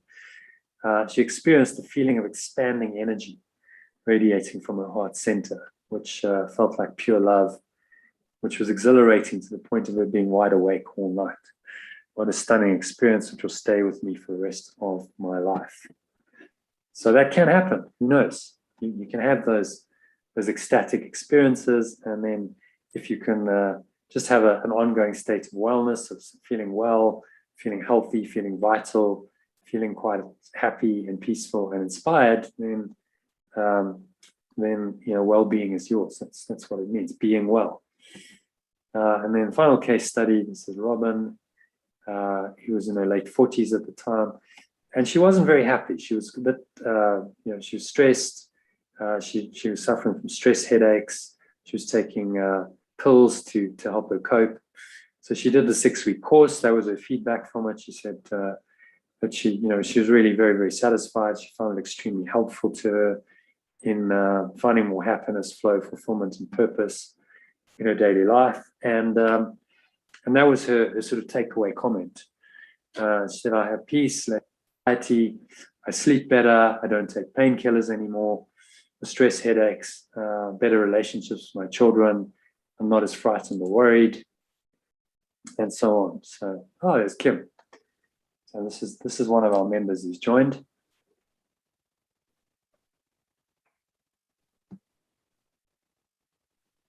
And what is the time are we looking at here? So I'll see if we can wrap the next 10 minutes for you, Phil. Hi, you, Kim.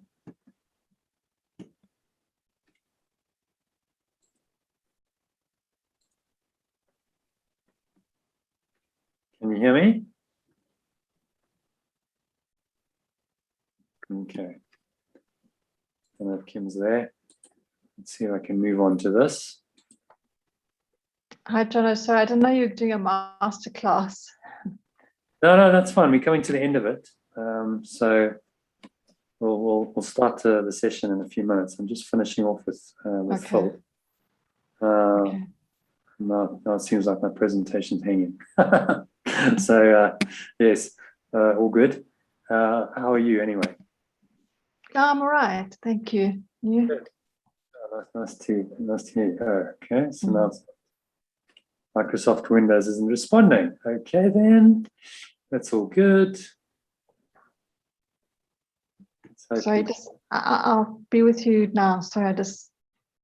Yeah, no problem. If you come Yes. back in 10, 15 minutes, that'll be good.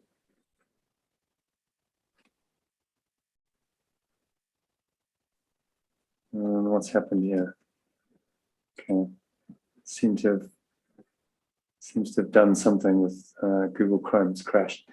Phil, you still there? Yeah, I'm still here. Sorry, everything's just crashing on me. It's all good. That's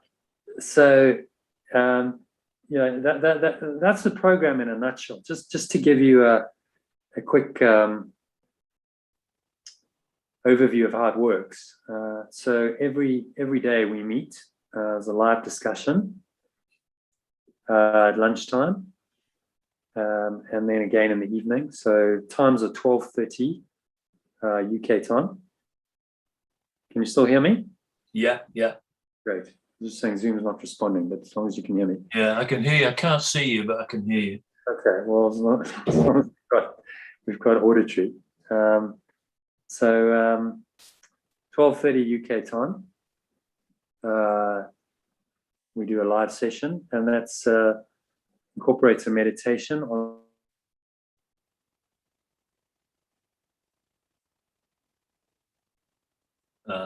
Now you've gone.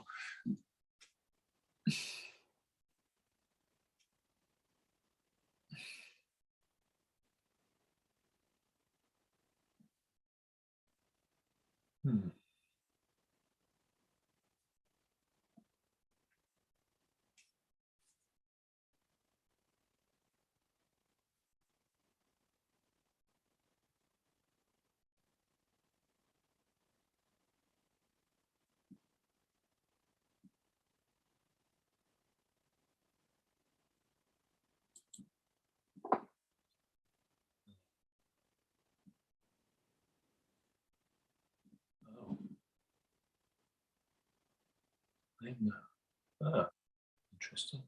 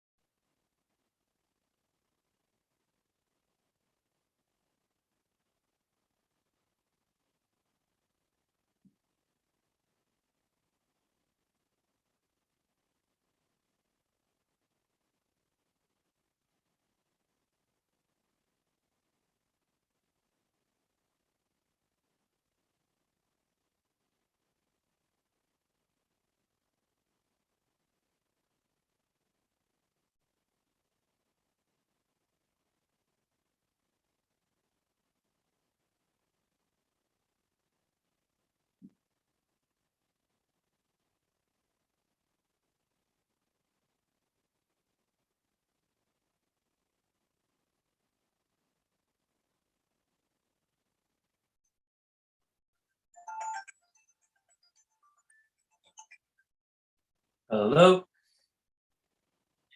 Hi. Yeah. I'm. I'm. It's just crashed. Right. Okay. Yeah. Should I just? I'm still on, and Kim's. Well, she's not appeared, but should I just? Yeah.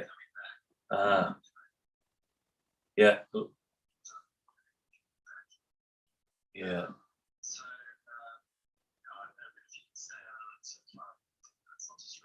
Okay. Yeah. I can't see you, but let's.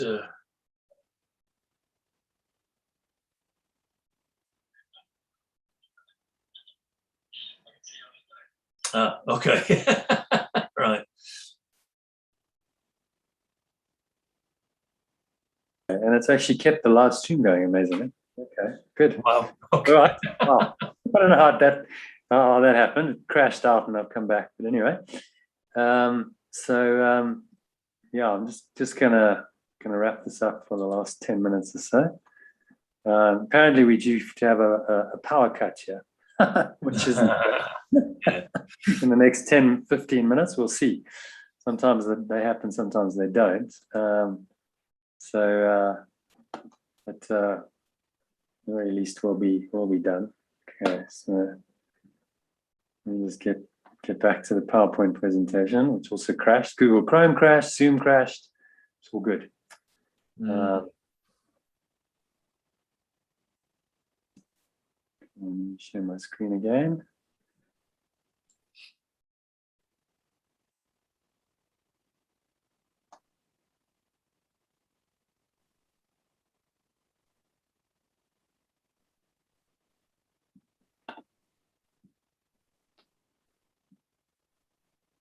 Okay.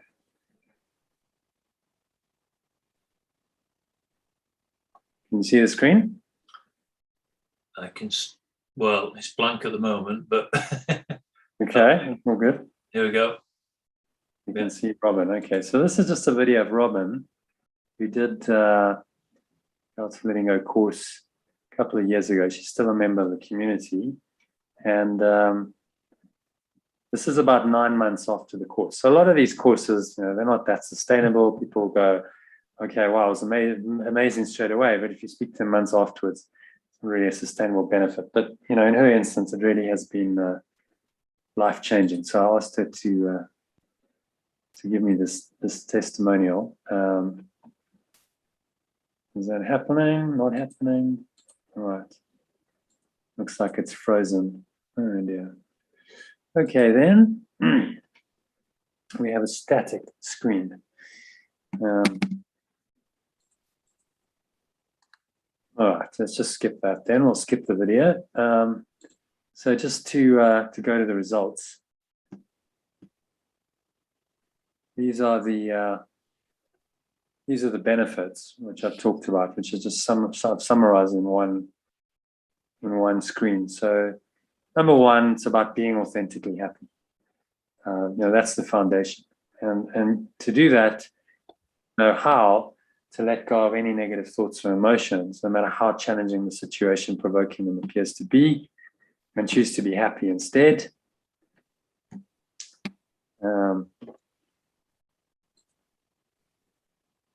There's seems like whenever I let someone in, it causes issues. There we go. Okay. So you'll do your activities in daily flow. So knowing how to remain poised and enjoying the moment while taking positive, harmonious action to respond to any situation effectively. That's the flow state, and then experiencing fulfillment, higher purpose, and well-being by being happy and in flow in every aspect of your life, and living a meaningful, extraordinary, ordinary life that gives you and others miraculous experiences and results regularly. So if you can experience all of that from one program, I think you'll agree it's it's going to be a huge benefit. People have experienced this. John, can you hear us? John's just a minute. Oh, there's Sue. How you, Sue? Yeah, I was actually about to show a video testimonial, but it's even better if Phil gets a live one. So maybe you can just share your experience of so far with the course. You did the Master Learning Go course, and this program that you now, it's about 4 months, I think, into it. 4 months yesterday. Yeah, what's been your experience? What have been the benefits? Just in a minute or two. Right. Been put on the spot here. No pressure. No pressure. Yeah. Oh, just be whatever comes to mind. Well, my experience of doing the course and subsequently has been, I've just found a tremendous peace, as like a long-lasting peace that's with me. I want to say all the time, but probably, I don't know, 99% of the time. I used to wake up every morning feeling, or most mornings, feeling anxious, some anxiety about something or other which wasn't specific. And I just haven't had that at all since starting this course. I love the meditations. I love the structure, the different resources that Jono gives us, that we can pick from. So we started doing the meditation every morning and the lesson, and it brings discipline in. So basically makes me do it. Because it's you've been studying it for what, 10, 15 years? Yeah. Course in Miracles before that? No, but in maybe not as structured or disciplined a way. No.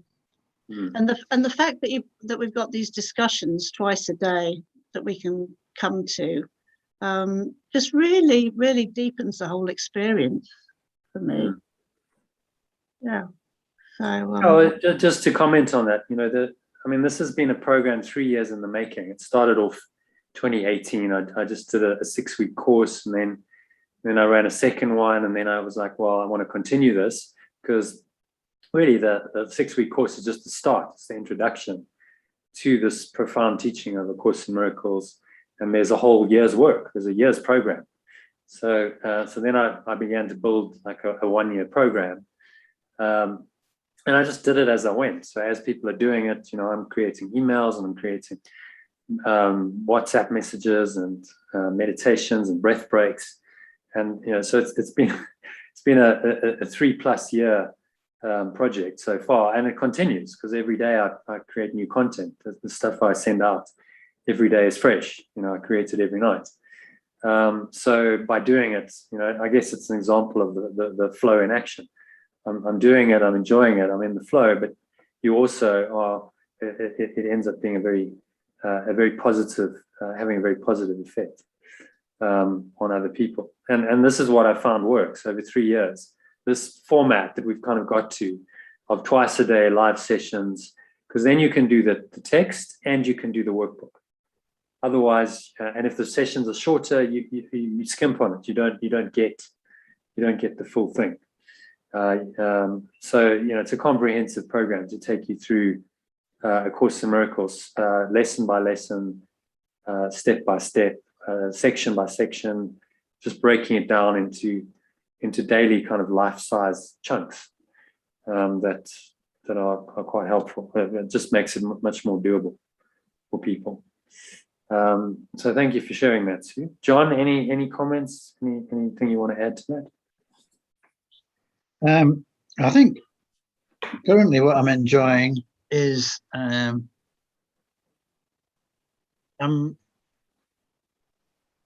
get a lot out of understanding the text. I mean, I've done the course, I've studied the lessons for 15 years, but I've never really looked at the text. So I'm very much enjoying your clear understanding of the theory of the course, Jono, and And you're very good, actually.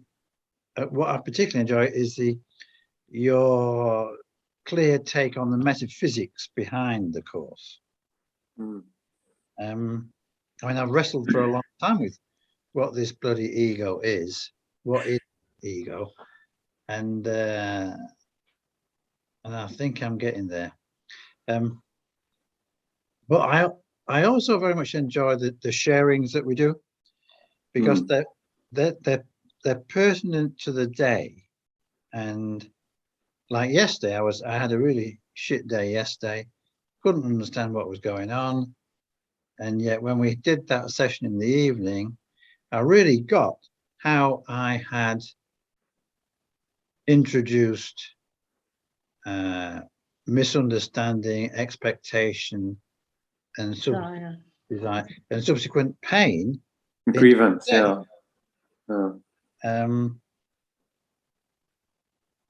And I felt a lot better for that, actually. And so I do now have a deeper understanding of the sharings and what they're about. I always enjoy the metaphysics because I feel as though I'm learning things definitely learning things on that front. And I enjoy reading paragraph by paragraph with others, with everybody, because it definitely takes the words to a deeper level. Yeah. Well, thanks for sharing that. I think just to comment on what you said about the daily practice. The idea of this is that you live it, that you live the teaching, and it becomes part of your daily life, and you apply the teachings. It's not a theoretical exercise. It's application to the experiences of your life. Well, those experiences happen day by day, moment by moment. So, the nice thing about a daily program is, well, you can join twice a day. You're having a shit day, as you said. You can join afternoon, you can join evening, and it just gives you some perspective. It allows you to kind of zoom out of that. It gives you some clarity. It gives you the ability to let go of what might have been something that remained for quite a long time, potentially.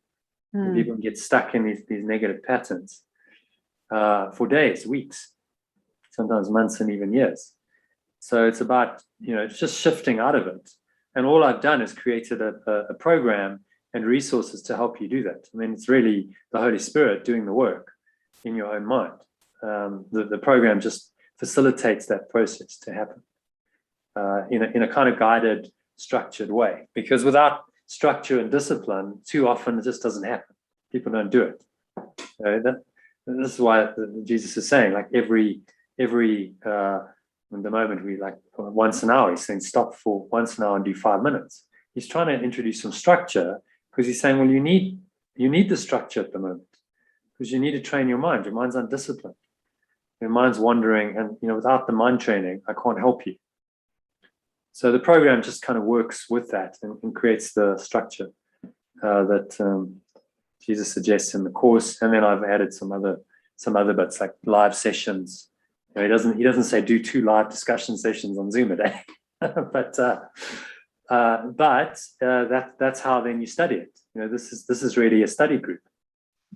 We're studying it online, and the beauty of this technology is it just enables that so easily. So you don't have to go anywhere. You log in a few seconds. You're in the meeting. You log out, and you carry on with your day. So it's really really convenient for people. Okay, so I'm just going to share just a couple more points with Phil, and I think he said he had to go. So just to give you an idea, Phil, I mean, this might seem a bit overload, but I tried to value this. It's quite hard to do because there's a lot of stuff, a lot of recordings, a lot of live sessions. But if you put a commercial valuation on these things, if you were paying for each session, that's kind of what it would come to. Obviously, that's you doing every session, and realistically, you're not going to do every session. But typically, a live online meditation goes for about £10 an hour.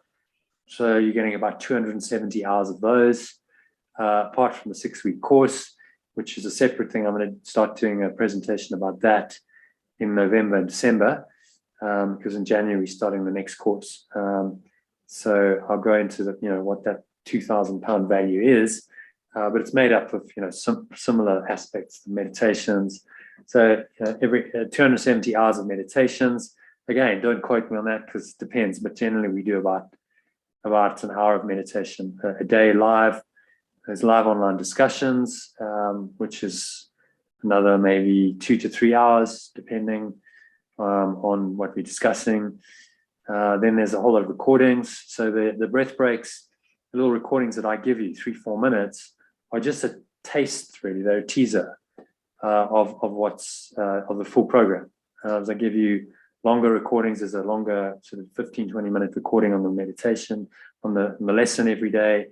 There's recordings via WhatsApp. All of these sessions I record and I send via WhatsApp to the group. So immediately you've got a podcast. If you don't get to the live session, you've got it on your phone. You can listen to the audio recording immediately. So if you're putting it, well, I've only valued it like £1 a recording. The Facebook group, there's lots of material in the Facebook group. There's hundreds of hours of back recordings, which are available. Most people don't get to them, but they're there if you want them. So I value that at £1 a day. And then you get an email, which is a fairly comprehensive email, a very comprehensive email that includes the daily lesson, that includes references to the text, includes your meditations, your breath breaks, the daily quotes, the stuff that you get on WhatsApp and more, plus WhatsApp messages. So typically I send out a couple a day, those the morning ones, and then there's an evening one just to top you up, and then there's a live session. So it's a pretty comprehensive program. If you want to do A Course in Miracles, I don't think you're going to find a more comprehensive program. I've done some research. There's other programs out there. They typically tend to be like an email once a day, maybe a live session once a week for a couple of hours. As far as I'm aware, no one is doing 2 live sessions a day. It just no one else is doing it. So I believe it's the most comprehensive program of its kind to study this really profound teaching. There's a huge amount of value in it, which, obviously I recognize no one's going to pay that £13,000, but there, if you were commercially charging for it, that would be the value. So what I've done really is just knocked it right down to, it's like 98% discount virtually on that value, which comes to £297. Or you can do that as £26 a month with a 3-week free trial. If you want to just try this, see if it works for you over 3 weeks. 3 weeks is enough time to develop a habit, a pattern of behavior. That's why it's 3 weeks and not a week or 2 weeks. And you can see if this works for you, and if you can integrate it into your life, if you can join the daily discussions, if you can use the meditations, use the breath breaks, and figure out if this program works for you, and then decide whether you want to continue or not. So if you'd like to jump in, I'm just going to give you some dates and times. The next course, because there's a 6-week course, which is really the introduction to the program. That starts on Sunday, the 23rd of January. It goes to Sunday, the 6th of March. So it's a 6-week program, which is really the start of A Course in Miracles. We work through the first 5 chapters and the first 35 lessons of the course and foundational material. There's some exercises. So it's a standalone course. If you do that, you will get benefit from it. But the real benefit is to continue with the whole program. So if you'd like to jump in right now, and that's still nearly 4 months away, if you'd like to jump in right now and do this for the rest of the year, by all means, start this Sunday and just do a 3-week free trial and see how it goes. And then, decide if you want to continue. Just to give you the timings, so you're looking at 12:30 UK time, and that's going to maintain once you switch your time zone. I'm in South Africa at the moment, but I'm just going to fix it on the UK time, 12:30 UK time, or 7:30 UK time in the evening. That's Monday to Friday. And then we do a session on a Sunday as well.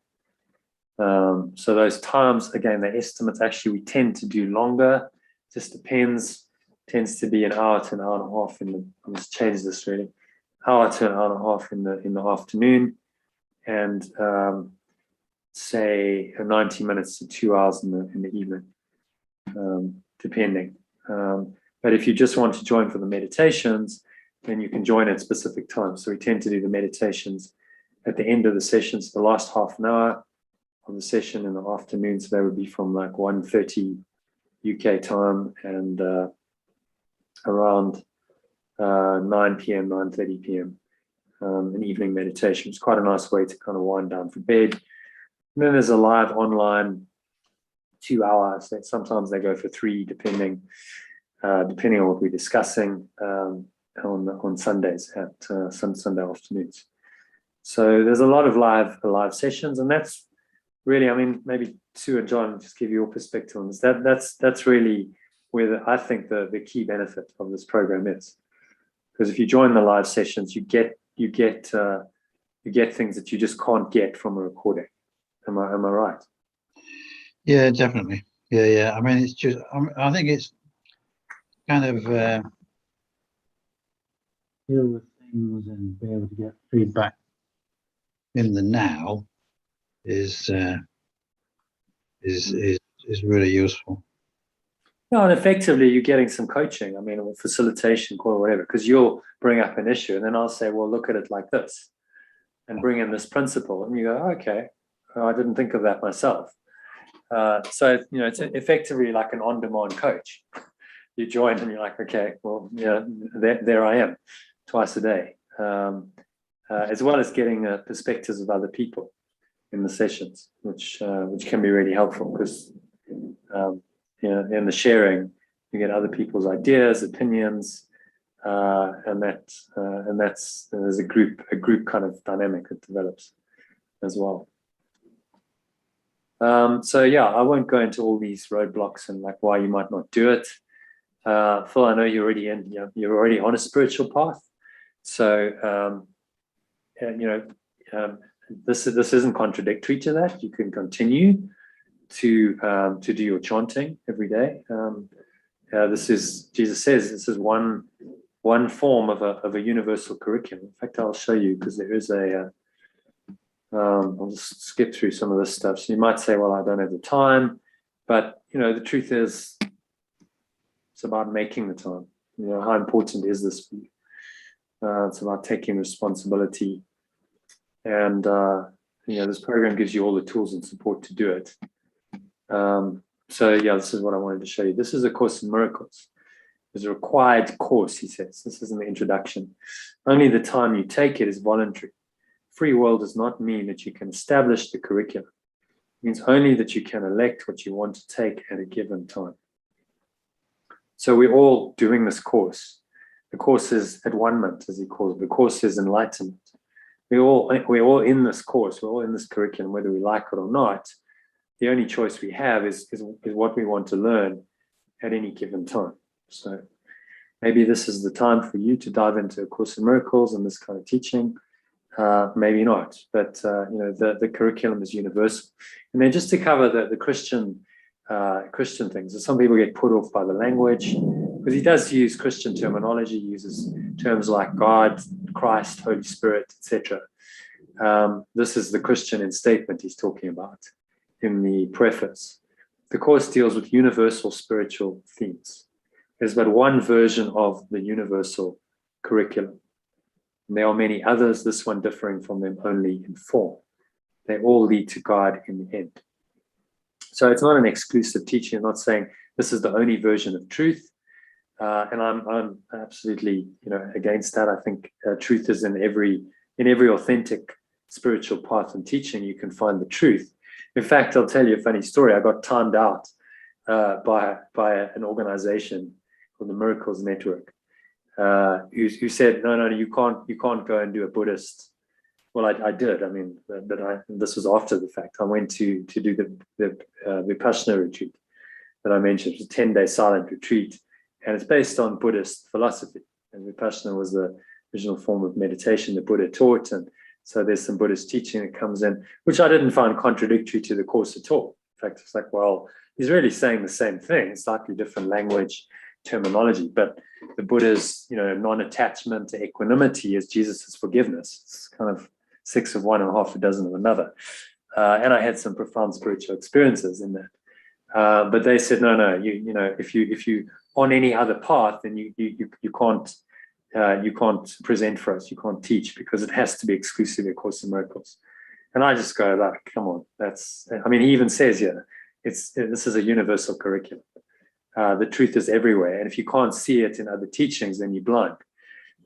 So I enjoy drawing on other teachings.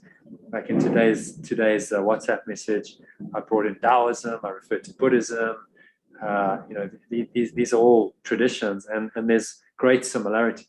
But I find it, the Course just agrees with it. If you really understand it, Course becomes my reference point. Okay, well, does it agree or not? If it doesn't agree, I've got to have serious questions about it.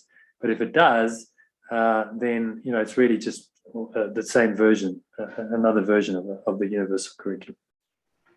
And this differs only from them in form. They all lead to God in the end. I guess I've chosen this path because I think it's the quickest way. I think the profundity, the depth of the teachings, the non-dual nature of it, the way it's structured in terms of the mind training, daily lessons, it's really a brilliant work. It's a mind training course. It's a literary masterpiece. It's a profound spiritual teaching and text. It's a comforter. It's a guide. It can be used as an oracle. You can just open the page, and there's so much in it. There's so much depth that you can't really ever get tired of it. So this is one of the hallmarks of the perennial philosophy. Is have these deeper levels of significance, and the Course certainly does. As John said, and Sue, they've been studying for many years, and now suddenly they're studying the same work, but they're just studying it at a deeper level, and things start to unfold and reveal that just didn't before. And that's an amazing process to experience. So that's it in a nutshell. I don't think there's any much more I can share. A couple of, affordability. Well, I think I've made it as affordable as possible, but you can do a through free trial. You don't have to pay anything to try this, because I want it to work for you. If it works for you, then great. And if it doesn't, well, no hard feelings. You tried it, and maybe in time it will come back to you. So it's a 3-week free trial, anytime in the first 3 weeks. You could choose to sign up. Some people do. I give a money back guarantee if you do that, but most people just do the 3-week free trial. I've only had one instance where I gave a refund, and there was someone who really wanted to do their own thing. She didn't actually want a facilitated guided program. And she figured that out a couple of weeks into the program. She said, look, this isn't for me. And I gave her money back because, okay, fine. It's not for you. That's fine. But for most people, working through a work like this, it's very helpful to have guidance and some kind of structure. And that's usually what people struggle with. So this program addresses that. So just do the first 3 weeks pre. You'll get some of the meditations that John mentioned, the Letting Go Meditation Power Pack, which is worth £10. You'll get the course manual. You'll get 3 months access to the Facebook group. All of that is valued at £120, free. Because I'd like you to try all of this and then decide if it works for you. And if it doesn't, then, as I said, no hard feelings. So as I say, it's your higher purpose, your happiness, flow, well-being, and ability to thrive. And all of this is really priceless. I'll try to put a price tag. You can't really price enlightenment, and you can't price these things. But given I'm doing this as a business and I'm charging money, I had to sort of try and create some kind of quantum of value. And just to share a couple of quotes to end up. So this is Yuval Noah Harari, who's a best-selling author, historian, and futurist. And he just talked about, you know, these kinds of skills like emotional intelligence, mental balance, equanimity, as the Buddhists would call it, ability to keep changing and learning, reinventing through your life, is really the next frontier of education. So these kinds of skills, which we don't typically get taught in school, these are the things that are going to help us to remain agile, flexible, to remain relevant in society, as well as be happy while we're doing it. And so I'm finished off with this one because I promised to share this. This is Marianne Williamson's quote that was quoted by Nelson Mandela in his first speech, his first address when he came out of prison. He said, "Our deepest fear is not that we're inadequate. Our deepest fear is that we're powerful beyond measure. It is our light, not our darkness, that most frightens us. We ask ourselves, who am I to be brilliant, gorgeous, talented, and fabulous? Actually, who are you not to be? You're a child of God. Your playing small doesn't serve the world. There's nothing enlightened about shrinking so that other people won't feel insecure around you. We're all meant to shine as children do. We were born to make manifest the glory of God that is within us. Not just in some of us, it's in everyone. And as we let our own light shine and consciously give other people permission to do the same, as we are liberated from our own fear, our presence automatically liberates others. Which is lovely. That's what this is really about. I read that quote every day. It's in the program every day, just to remind you of what's really important and why you're here. So there's your higher purpose. So there are a few options. I don't want to labor on this, but you can do $297 up front for single. That's probably for you because you're a single, not a couple. You can also just choose to do the course. So you could wait and say, I'll wait until the end of January and then start on day one. And that's only £97 for a 6-week process. And then you can decide whether you want to continue after that. As you can see, there's some serious discounts. I've tried to just make it as affordable as possible because I realize if I'm charging the value of it, like no one's going to be able to pay it. So unfortunately, with information like this, you can do that. Although there's a lot of value which can't even be quantified, I'm able to discount it to quite an extreme level, like 98% discount, as you can see. So yeah, I guess any questions? Journey of 1,000 miles begins with a single step. I hope you'll take that step. Just think about it. You can let me know now if you want to dive into the 3-week program, 3-week free trial. Just let me know. I'll add you to the mailing list and to the WhatsApp group, and I'll invite you to join the Facebook group, and or let me know later, and then please give me some feedback at that URL. I will send you a follow-up text and email with some information and the goodies, the gifts that I promised to give you as well, because you have stayed till the end, so I appreciate that. So any questions, Phil?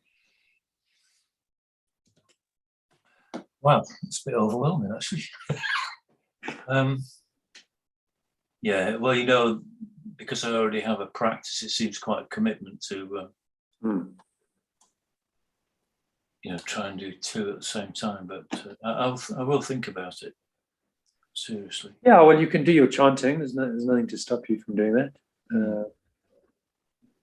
Just do it as well. Yeah. And maybe you just choose to do a few sessions a week. If you like the teachings, the evening sessions, you join those. So what I say to people is you don't have to do it all. I give you a lot of resources, a lot of information. It's about using it in a way that's going to work for you. Because if it doesn't integrate into your life, then you're not going to do it. So the 3 weeks gives you a chance just to experiment. Say, okay, well, could this work? Can this work for me? And see. And in 3 weeks, you'll know. Enough time to determine whether this is something you want to do on an ongoing basis or not. And as I said, absolutely no hard feelings. It doesn't cost me anything to give you a free trial. So give it a go. Well, I've already got the books. Sorry, reading other books. I've had these on my bookshelf for about 40 years. Yeah, you mentioned, which is interesting. So maybe the universe is saying it's about time you started reading them. Yeah. You've got in 3 volumes. Interesting. Because they used to publish it in 3. Yeah, I think I got these in about 1981 or 2. Yeah. Wow. So that was early days of the course. Yeah. Very early days. Yeah.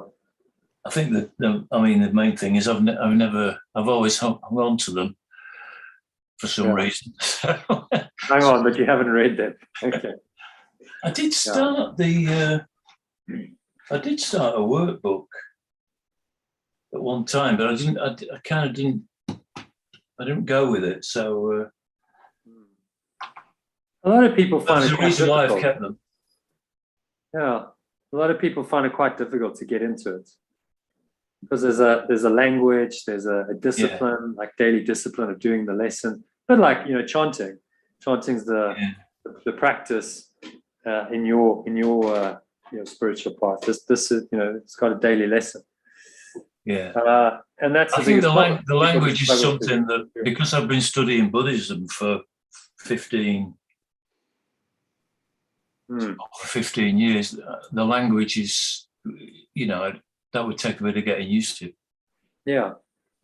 I mean, to give you my wife's experience, because she'd also been into Buddhism for about 10 years.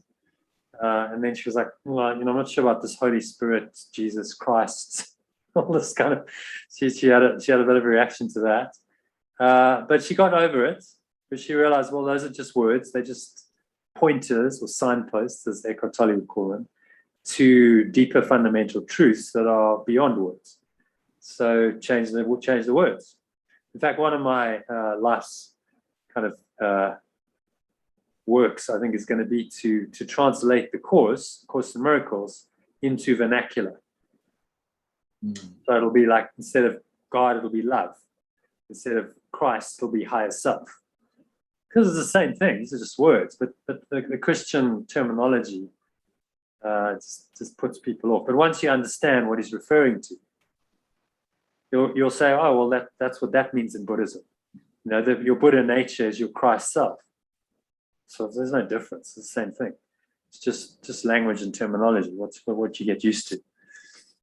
So if you persevere with it, you'll get through that, and you'll start to see. I mean, as I said, like having done the Vipassana retreat, really, there's very little difference between Buddhism at its highest level and what the Course is teaching.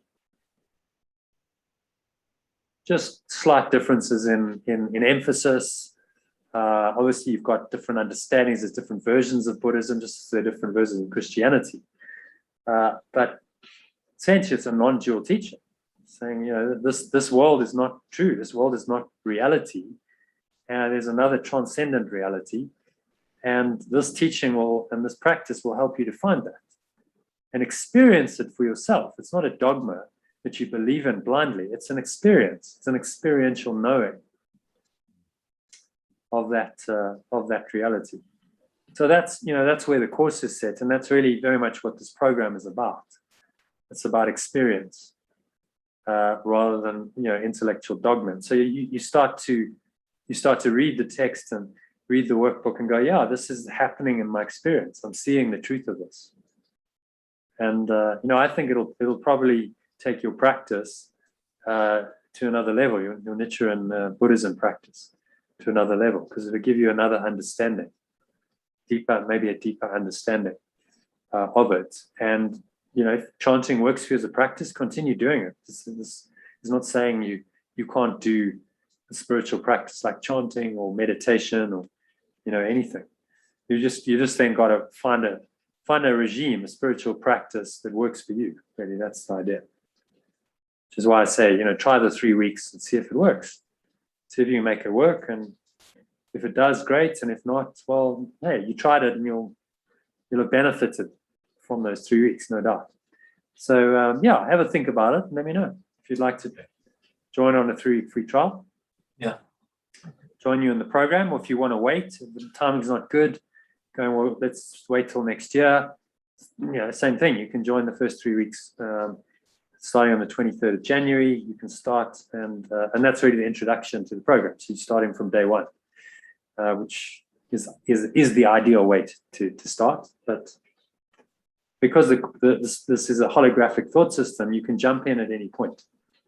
It doesn't really matter if you jump in now, because you'll come around to the beginning again, and you're learning the thought system. And I think getting into the routine of it is also important. Creating a structure that kind of works for you. So yeah, have a think about it. Yeah. Any questions, let me know. I'll send you a follow-up message via WhatsApp and email. And feel free to join any of these sessions. Yeah. Sunday session, if you want to take another look. Sunday at 12:30, same login. I put it on the WhatsApp message, so you can get a reminder about that on Sunday morning. Okay. Great. Well, thank you. Yeah, my pleasure. Thank you for joining. I'll better go. So I'm supposed to be in another meeting. Okay. Well, you're welcome. You're most welcome to stay if you want. I really should, because it's to do with a study meeting tomorrow night. So yes, okay. Nature and Buddhism stuff. Yeah. Okay. Okay. All right. Thanks very much. All right. See you, John. See you, sir. Hey, Phil. Thanks for joining. Have a nice evening. Thank you. Okay, then. So let's just get out of the masterclass and get back to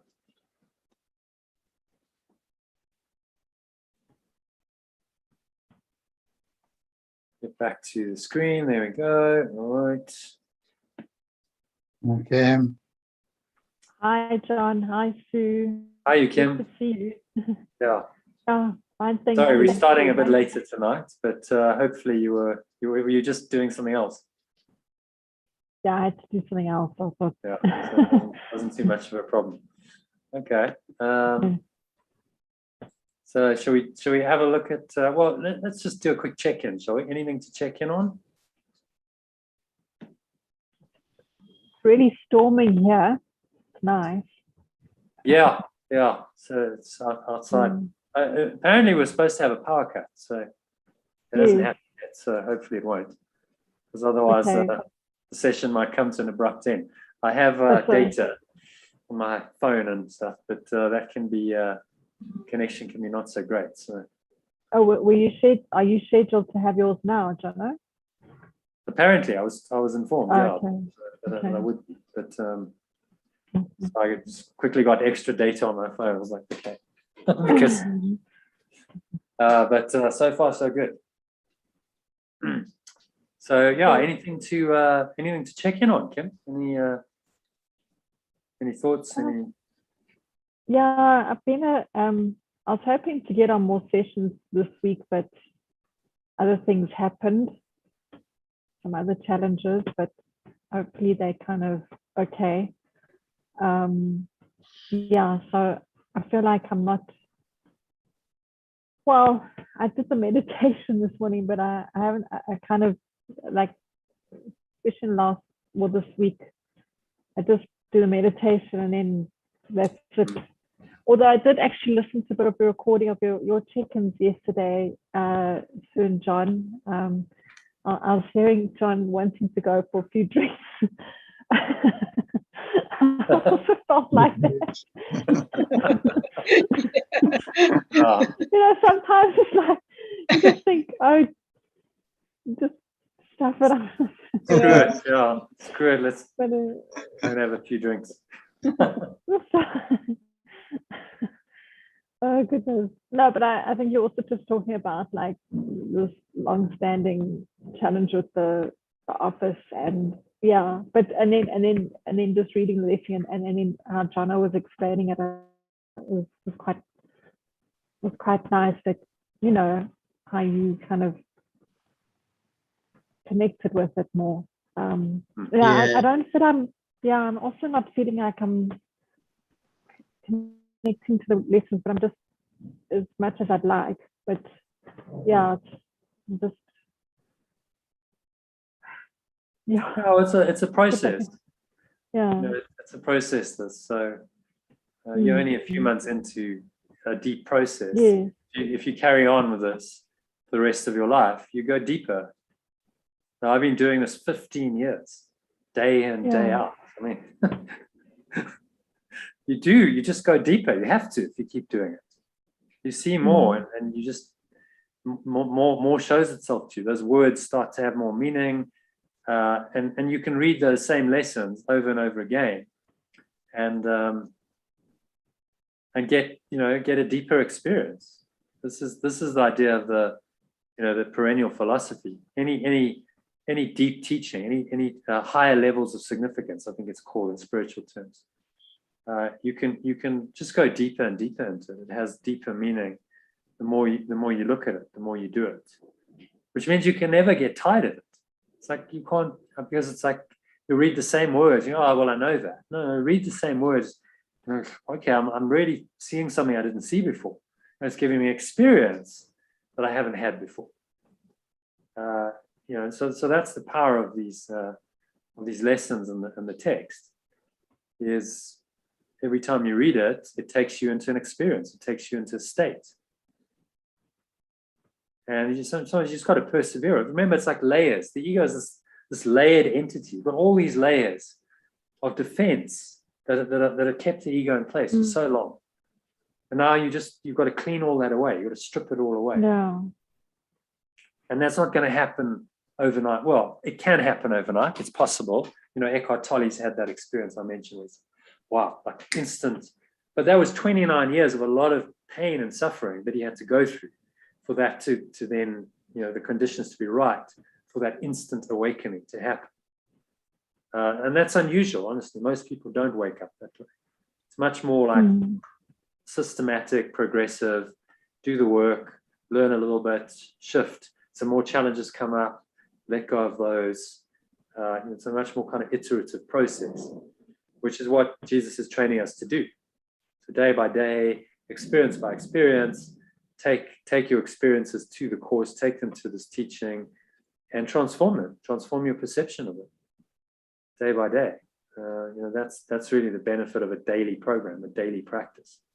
So you're learning every day. Every day you're taking another little step towards the ultimate goal of freeing your mind entirely, just by practicing. And if you go, well, nothing really happened there, I'm reading the lesson, it's not really going in. It is, on a level, it's going in. It just hasn't maybe penetrated to a deeper level because there's defenses, which you're not even aware of because it's all subconscious. But Jesus is saying, look, just do it. You remember his original instructions for the workbook. So just do these, even though you might feel nothing's really happening, it's not working. Just do them, and you'll see that it works. Because I've designed it that way. If you just do it, it works over time. Yeah. So it's just a commitment to say, okay, I'm just going to keep doing it. Just keep practicing, keep doing the work. On Tuesday, I don't think I woke up later and I just had to get on with it. And I had a really bad ego explosion on Tuesday night. Yeah. An ego reaction. More than a reaction, an explosion. Explosion, right. Did you get angry? Right. Okay. Well, observe. Look, okay. So, but look, at least, yeah. So I was told I don't think it's working, and I know that happened, and I know I went through forgiveness phase afterwards, not just for me, but also just like the whole situation with me and another person. It's like, but it was like, but I think before it's like you're angry and then I thought, okay, I recognize that was bad behavior and I apologize for it, but it's, without doing the course, I guess it's that, now it's that, and it's like, okay, there's an ego. It really wants to get out there, doesn't it? So, it wants to hijack your mind, take over your mind, And the problem is, here's the Totally. thing, if you don't practice in a day, you become vulnerable. Have you noticed that? If you skip your spiritual practice, it makes you much more vulnerable to these ego attacks. Because now you've let down your guard, you've let down your vigilance, and it'll come in. So, you know, that's the idea of ongoing practice. You know, okay, just every day I need to be vigilant. I need to practice because stuff's going to happen. Things arise, and I get tested. Then, you know, I want to be on my game, because otherwise the ego can hijack me, and I can go and I can do something horrible. Like, you know, you can ruin friendships in an instant just by saying something. You know, anger is not a positive emotion.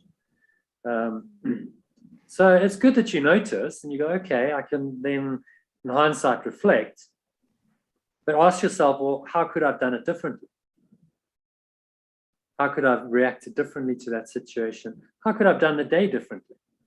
Maybe if I'd done some meditation, I'd put myself into a better state, I wouldn't have exploded, because I would have been more centered, calmer, you know, and so on. And then you can learn from that experience. You don't beat yourself up about it. You just go, okay, you know, the ego won that battle, but it's not going to win the war, because, you know, the Holy Spirit can now come in and reinterpret that experience and use it in the future for my growth.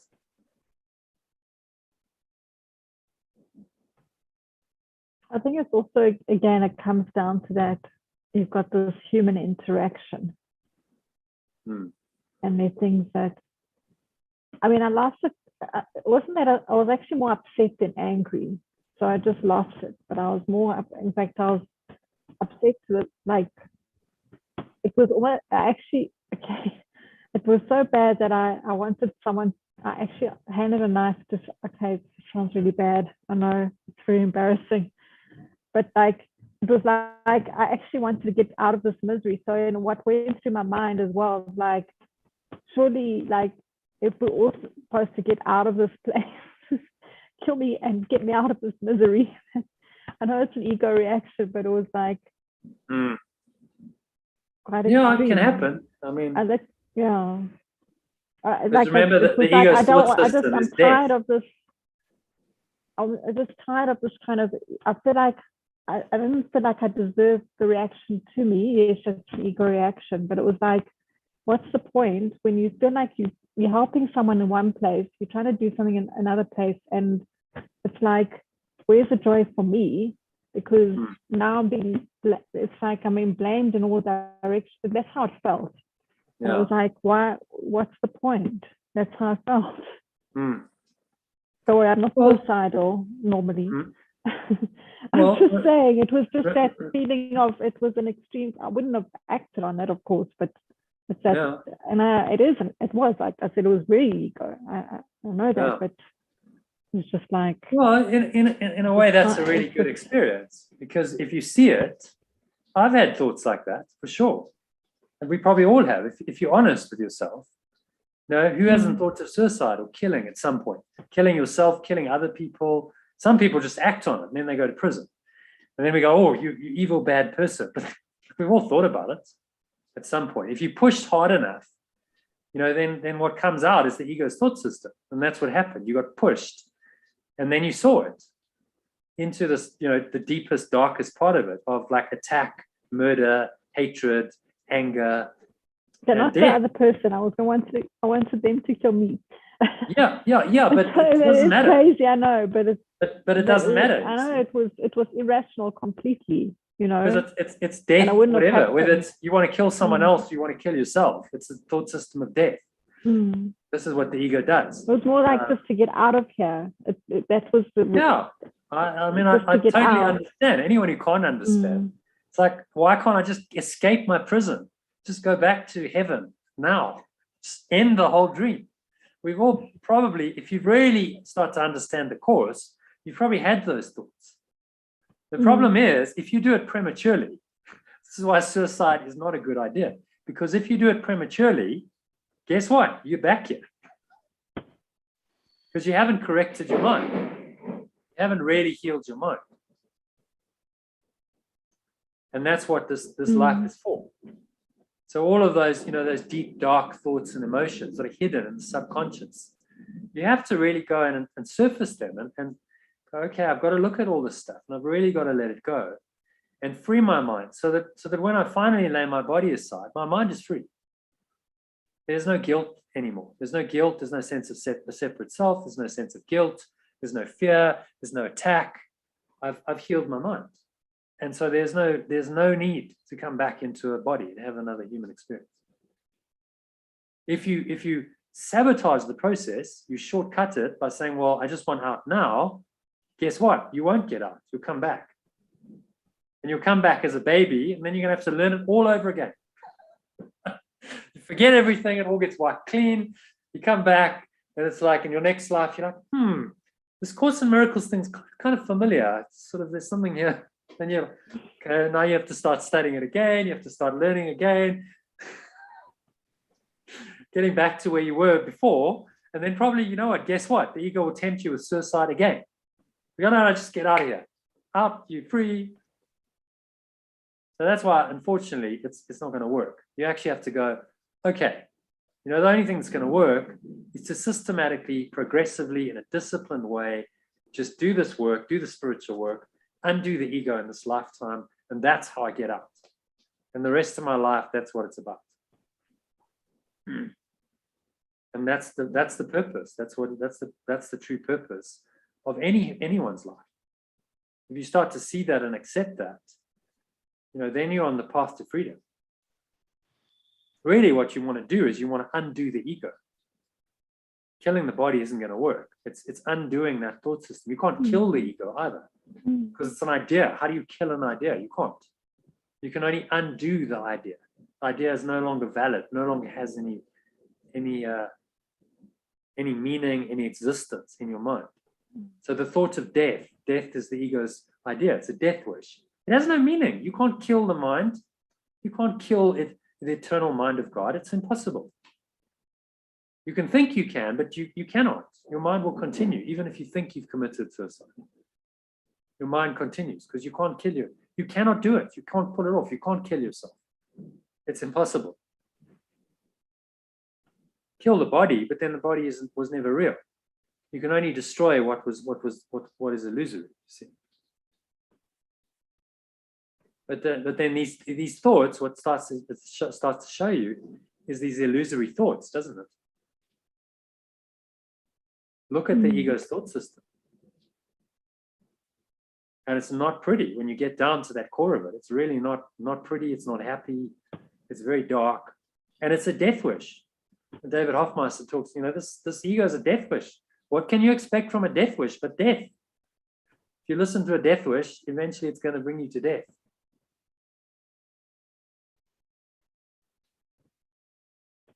So what does he mean by that? Because everyone, dying is inevitable. So what does he mean by that?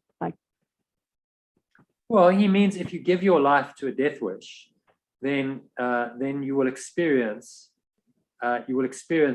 death much more severely. Yes, the body's going to die, but your mind doesn't have to suffer because of it. Like enlightened beings, they pass away. It's not really a problem because they don't really see it as death. It's just a letting go of the body. So letting go of this shell, this vehicle. It's not really death. The idea of death isn't really even in their mind. It's a letting go. It's a transformation. It's the liberation of the mind into another dimension, an incorporeal dimension. The thought of death, it's not a nice thought. If you dwell on that thought, it brings pain and suffering and sickness and unhappiness and misery into your mind. That's what so the ego wants to kill you, but it wants to make you suffer a lot until you die. This is its program. By dwelling on the thought of death and everything that goes with it, you suffer. Because death and life are contradictory. You cannot believe in both of them. And you're smiling there. No, I'm just taking it in. Taking it in. Yeah, so that was a good experience because it showed you the ego very clearly. And so now it's revealed, you can then work on it. So, okay, well, there's a death wish there. Okay. I need to let go of that. I can't really die. So I can't die. The desire to kill myself is insane. How can you kill what's eternal? It's impossible. You can never do it. And it makes no sense. Why would you try and kill the eternal mind of God? What it just has no sense whatsoever. But I guess you're not, because that won't, it won't die. You're just killing the body, really. Yeah, you're killing the body, but your mind, the problem is you do that, your mind is now in this disturbed, distorted, dysfunctional state. And that maintains. The mind continues in its disturbed state. And so then there's no peace. The mind is restless. And guess what? That pulls you back here, or it causes you to, in John's case, it said, there's a ghost that knocks around the house. You just carry on knocking around because you still think somehow that you're there. The mind is confused.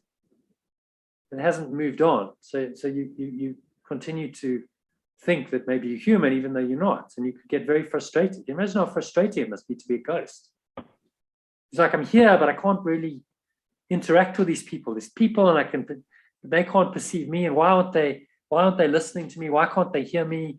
Like, you can imagine, because it's confused. It doesn't know what it is. So the only way out of that is to free your mind while you're here. And this process will do it. That's the only way out of the prison. It's to undo the ego. And then eventually, you will lay aside the body, but in the meantime, your experience here can be very useful. This is how you're going to learn your lessons. You can only learn them while you're apparently in a body in this world. But to start from where you are. Makes sense? Yeah, so how to deal with that. Well, just moment by moment, day by day, you practice, you keep learning, you keep practicing the lesson, try and join these sessions as much as possible. Because if you don't, then the ego comes in. That's how it works. If you're not vigilant, you're opening the door for the ego, and that's what it wants. So Does it come in very strongly because it takes opportunity? Yeah. Is that like? Because it feels very threatened by this whole process. And so a strong reaction like anger, rage, death, suicide, these are strong ego reactions because it's trying to assert its dominance in your mind. It's trying to say, I'm the boss here. These ideas are what's true. Even though they're not, they're completely false.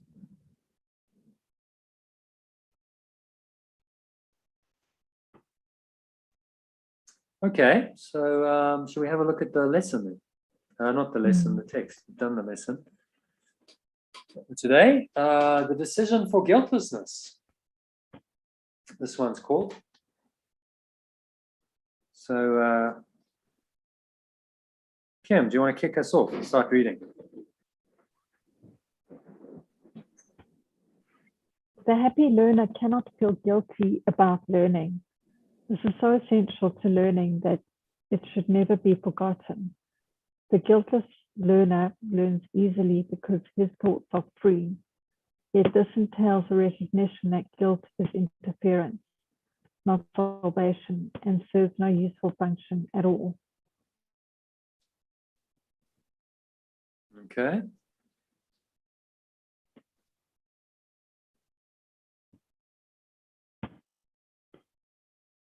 I'm just wondering why the learner would feel guilty about learning. I guess we'll get through that in this text, right?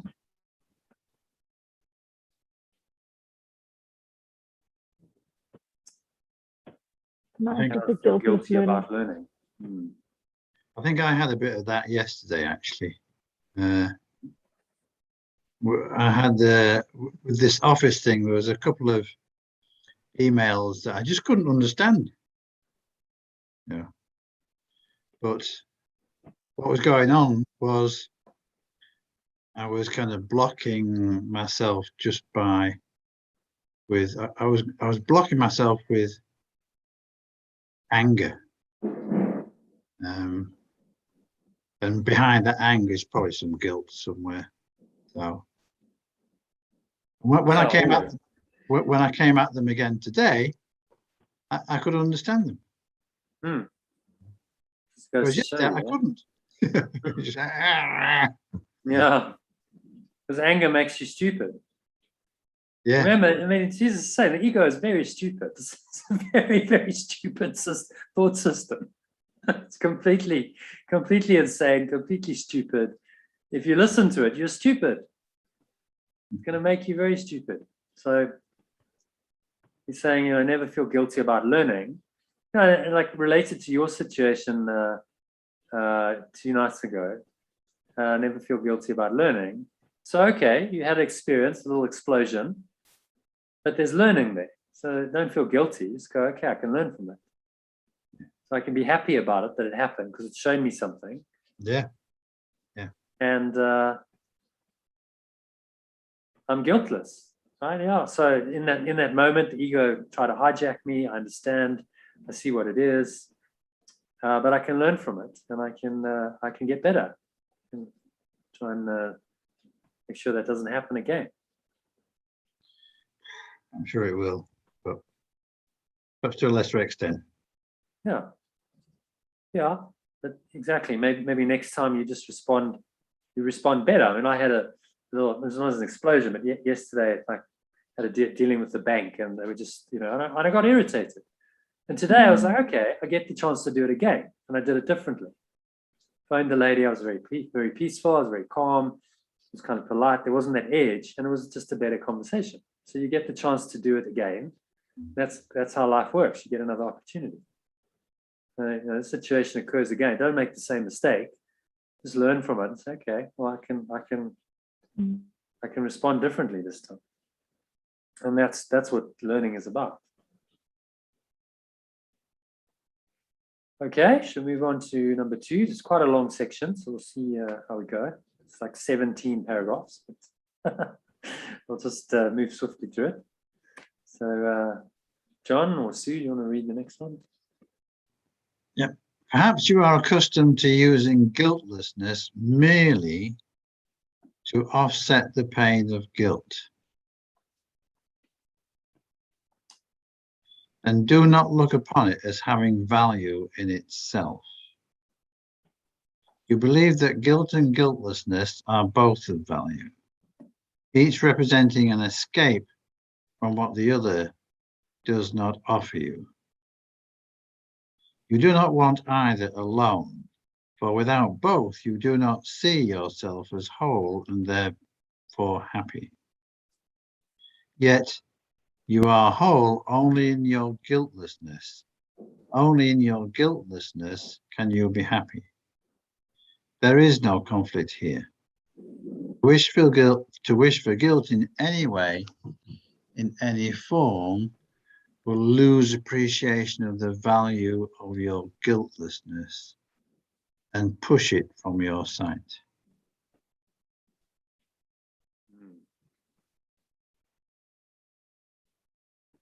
I'm trying to get my head around, perhaps you are accustomed to using guiltlessness merely to offset the pain of guilt. Look upon it as having value in itself. Interesting. So you're still in the dualistic, or there's guilt. Okay, well, if I'm guiltless, that offsets the guilt, the pain of guilt, but I still feel guilty. Yeah. Not look upon it as having value in itself, which is the non-dual. Yeah. It's the innocence. It is, and guilt isn't really. So you're not caught up in the dualistic thinking. Yeah.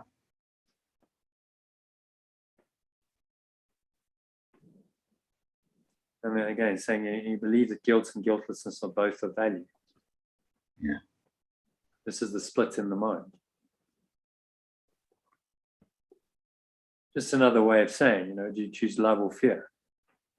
Yeah. But you can't choose both. You do How not would you want have both? either. Sorry. Sorry, go ahead, John. No, you go ahead, Kim.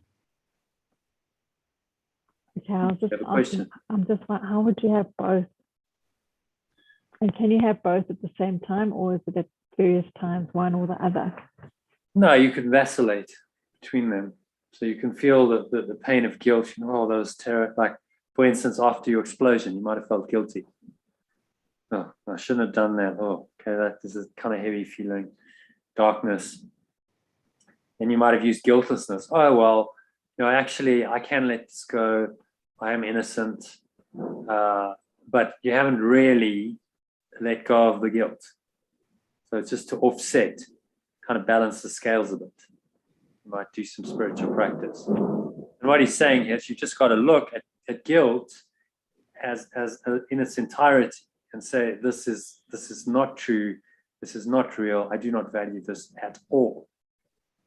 The only thing I value is guiltlessness or innocence. And it's not there just to offset the pain of guilt. In fact, it's a complete replacement. So one replaces the other. And you don't vacillate between the two.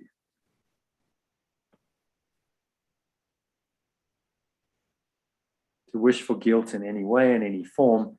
So for instance, anger, irritation, that's a form of guilt. You recognize that it's just your own projection of your guilt outwards, then you value in guilt. And that will lose appreciation of the value of your guiltlessness. So you won't appreciate your guiltlessness and push it from your side, because guilt and guiltlessness contradict each other. You cannot have both in your mind at the same time.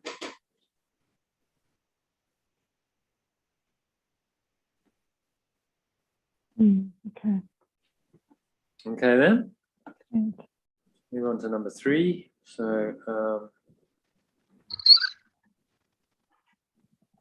Sue, I think it's your turn. There is no compromise that you can make with guilt and escape the pain that only guiltlessness allays. Learning is living here, as creating is being in heaven. Whenever the pain of guilt seems to attract you, remember that if you yield to it, you are deciding against your happiness and will not learn how to be happy. Say therefore to yourself gently, but with the conviction born of the love of God and of his Son, what I experience, I will make manifest. If I am guiltless, I have nothing to fear. I choose to testify to my acceptance of the at-one-ment, not to its rejection. I would accept my guiltlessness by making it manifest and sharing it. Let me bring peace to God's Son from his Father.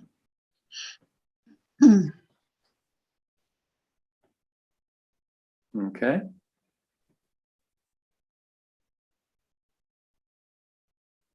Anything stand out for you there?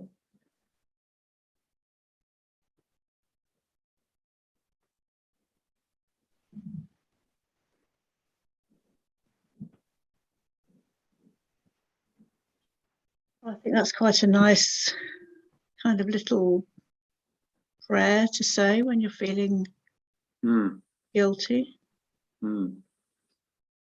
angry or irritated.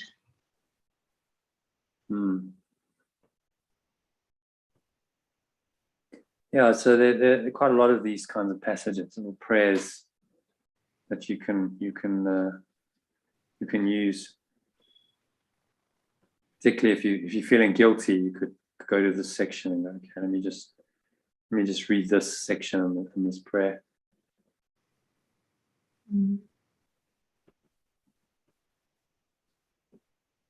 Accept my guiltlessness by making it manifest and sharing it.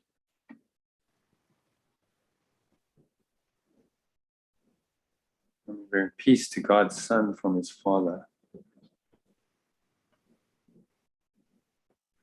But Each is that day. really, Hmm? is that really what you're doing? Is like, I mean, it's guiltless is like another word, another name. It's because you're now making it manifest and sharing it. I'm guessing it's all about like whatever you're sharing is a kind of a love, peace, and joy.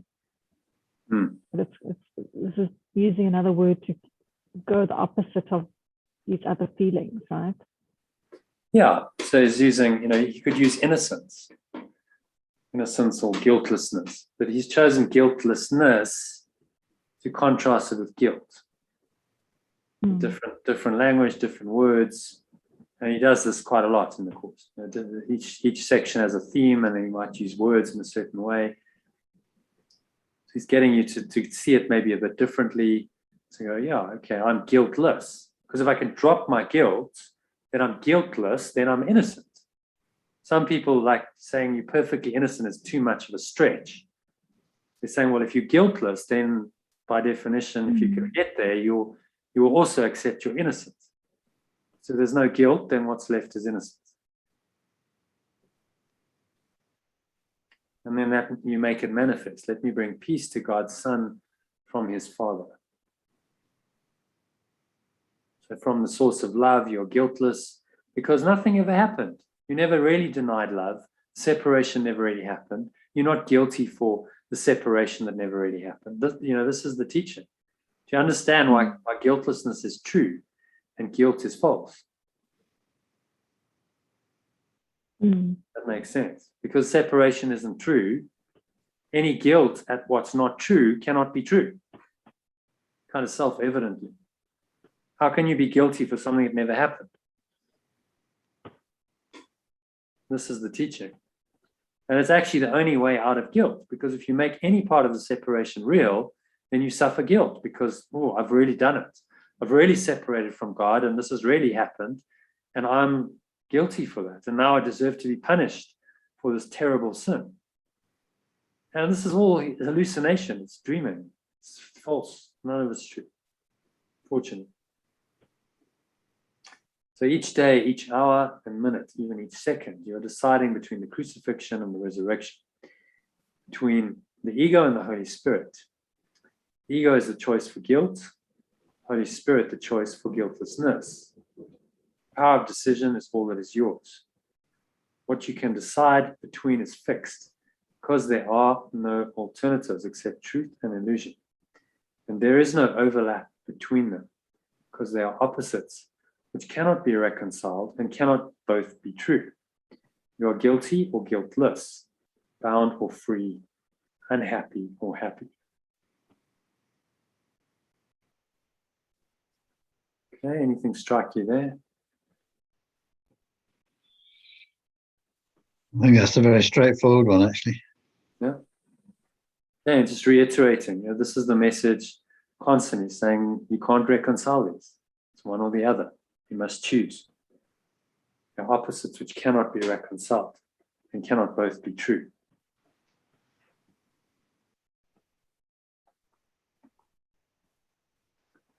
Okay, number 5.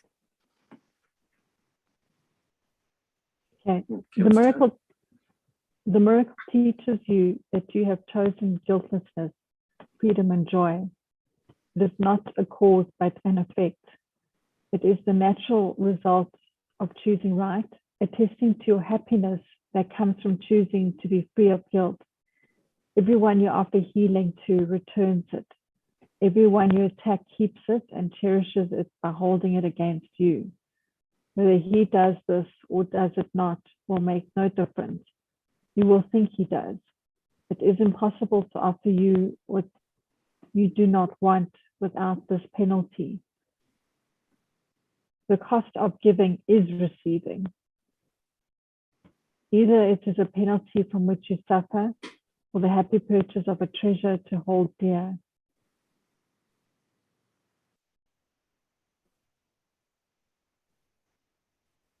Number 5 strikes me. Everyone you attack keeps it and cherishes it by holding it against you.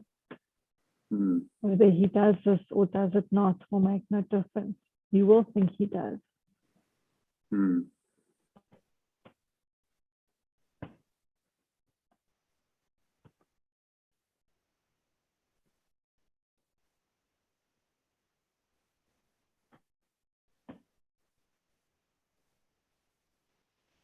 So everyone you attack keeps it and cherishes it by holding it against you. So attack is a projection of guilt, and therefore, even if the person doesn't harbor guilt, even if they don't hold a grievance against you, you will think that the person does, because your own guilt will demands that.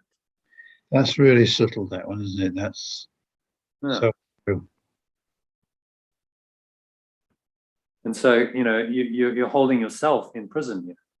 You've Yeah. attacked them now because you think the attack is real. You think you're guilty for it, and now you hold it against yourself. Even if the person's forgiven you, you haven't forgiven yourself. You will think he does, Yeah. and so you will think that people are going to attack you. This is the ego's thought system. Even if they're not, you will believe they are. Because that's what guilt demands, is punishment and attack. Mm. Cost of giving is receiving. Interesting, eh? I think that's such a good concept to get hold of, actually. Yeah, which is why, recent lesson, to give and to receive are one in truth. Saying if you could only accept this, then all the world will be saved, sort of thing. This is a key idea. If you give attack, then you must receive attack. You must believe you are attacked. You give love, then you will receive love and peace and joy. Or the happy purchase of a treasure to hold dear. It's either the penalty from which you suffer or the happy purchase of a treasure, depending on what you're giving. Okay, number 6. Me. No penalty is ever asked of God's Son except by himself and of himself. Every chance given him to heal is another opportunity to replace darkness with light and fear with love. If he refuses it, he binds himself to darkness because he did not choose to free his brother and enter light with him. By giving power to nothing, he throws away the joyous opportunity to learn that nothing has no power. And by not dispelling darkness, he became afraid of darkness and of light. The joy of learning that darkness has no power over the Son of God is the happy lesson the Holy Spirit teaches and would have you teach with him. It is his joy to teach it, as it will be yours.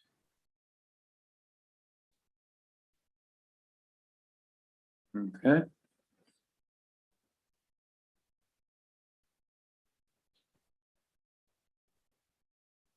So anything striking there?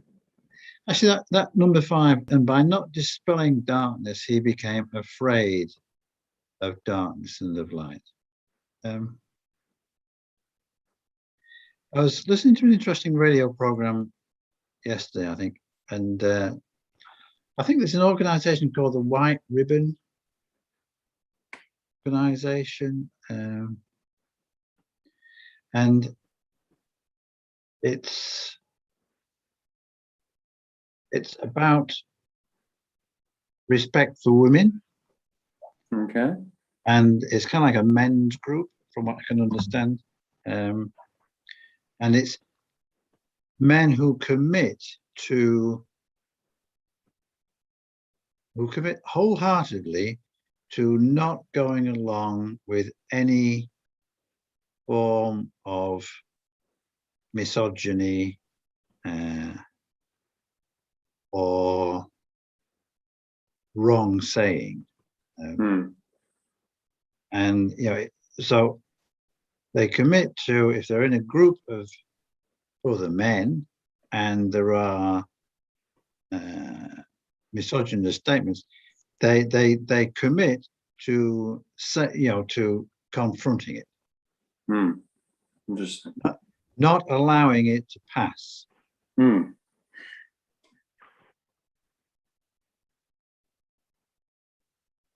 Selling the darkness. Yeah.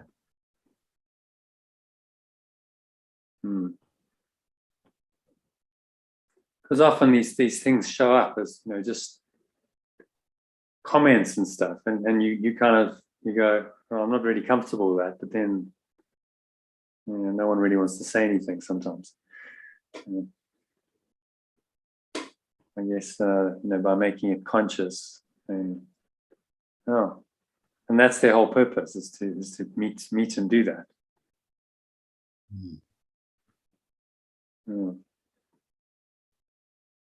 It's another form of the universal curriculum. Okay, number 7. The way to teach this simple lesson is merely this: guiltlessness is invulnerability. Therefore, make your invulnerability manifest to everyone.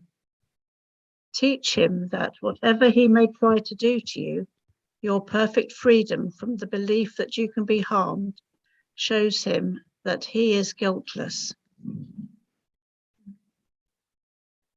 He can do nothing that can hurt you, and by refusing to allow him to think he can, you teach him that the at-one-ment which you have accepted for yourself is also his.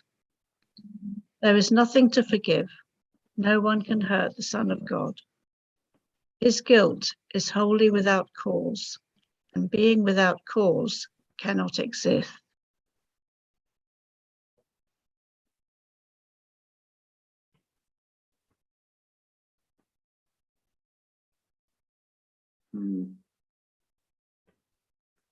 That is quite a teaching, actually, that paragraph. Profound.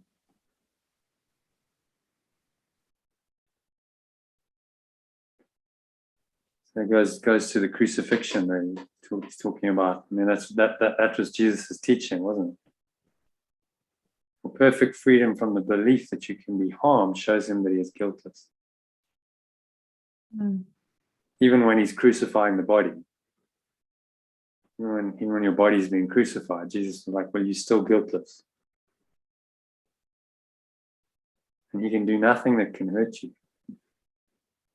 Refusing to allow him to think he can, you teach him that the atonement that you have accepted for yourself is also his. There is nothing to forgive. No one can hurt the Son of God. His guilt is wholly without cause, and being without cause cannot exist. So it's just denying the ego, all of its works, all of its ways. There is no guilt because nothing ever really happened. Even if someone seems to harm you physically, it's still nothing happened. Still nothing happened. The mind of God is still the mind of God. So how would this look in practice? Well, you just don't react. If someone is attacking you, usually that's happening verbally, emotionally, etc. You simply say, well, this has no effect. You cannot harm me. Nothing you say can harm me. And that shows him that he's guiltless, because it's showing him that his guilt and his anger and his attacks have no effect. Now, if it's physical, maybe you have to do something. It might mean you remove yourself from the situation, you defend yourself physically, who knows, depending what the situation is. You run away, but still you say, I'm harmless, I cannot be harmed. This is the message of the crucifixion. This was Jesus' master teaching. Not easy to do, but he's saying that this is the undoing of the ego here. Because if you deny that attack and guilt have any power on you whatsoever, then they don't. And you're denying that whole thought system that seems to engender them. And you're teaching others that the truth. If you make someone feel guilty for what they seemingly have done to you, then the guilt is perpetuated in their mind and yours. So you're teaching the at-one-ment. There is nothing to forgive. It never really happened.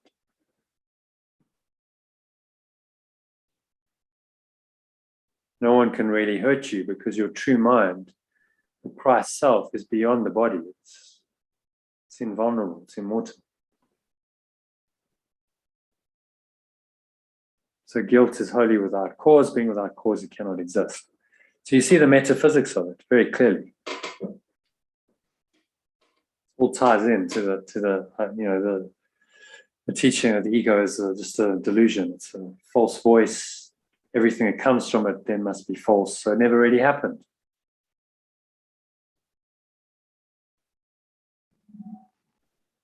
And the job is just to remind yourself of that when you get tempted to believe that something did happen. Okay, any questions on that? Should we move on? Number 8, I think it's me. God is the only cause, and guilt is not of him. Teach no one he has hurt you. For if you do, you teach yourself that what is not of God has power over you. The causeless cannot be.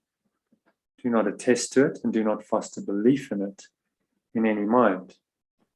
Remember always that mind is one and cause is one. You will learn communication with this oneness only when you learn to deny the causeless and accept the cause of God as yours. The power that God has given to his Son is his. And nothing else can his Son see or choose to look upon without imposing on himself the penalty of guilt in place of all the happy teaching the Holy Spirit would gladly offer him.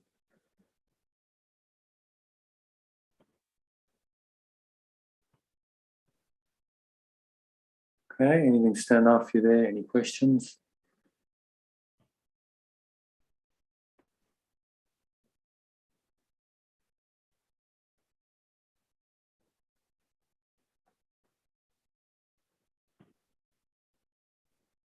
The causeless cannot be. It kind of is put that in just in one sentence. Yeah. Makes Does sense. that make sense? Yeah. Yeah. And is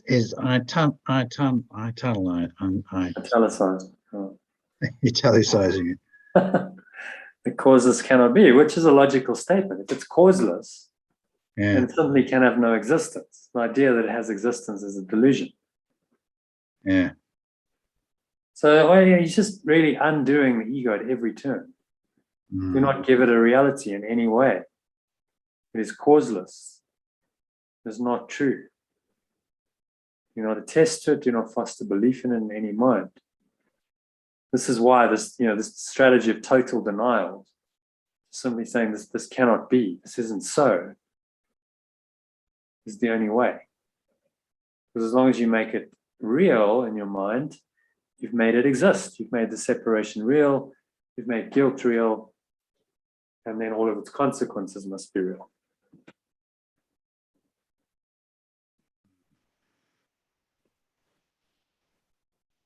Yeah. Okay, shall we move on? He's saying a lot of the same thing here, isn't he? Yeah, he does repeat himself in different ways. Yeah. Learn to deny the causeless, accept the cause of God as yours. Deny the illusion, accept the truth. Okay, number 9. It's Kim again. Whenever you choose to make decisions for yourself, you are thinking destructively, and the decision will be wrong. It will hurt you because of the concept of decision that led to it. It is not true that you can make decisions by yourself or for yourself alone. No thought of God's Son can be separate or isolated in its effects.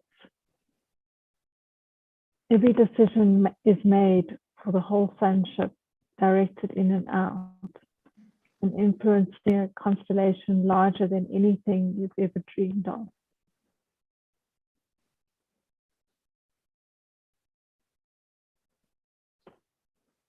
Okay. We can stand after you there.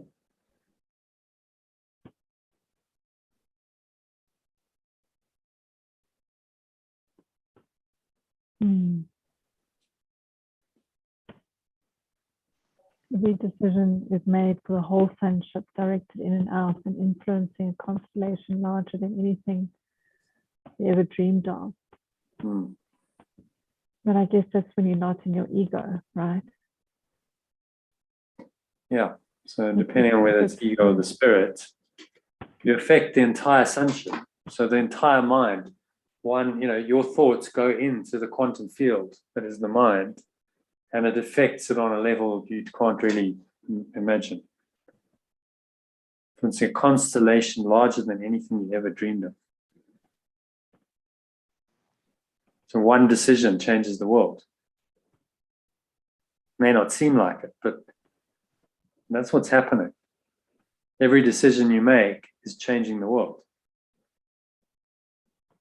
Even when it's with ego. Yeah. You're changing the world in a negative way.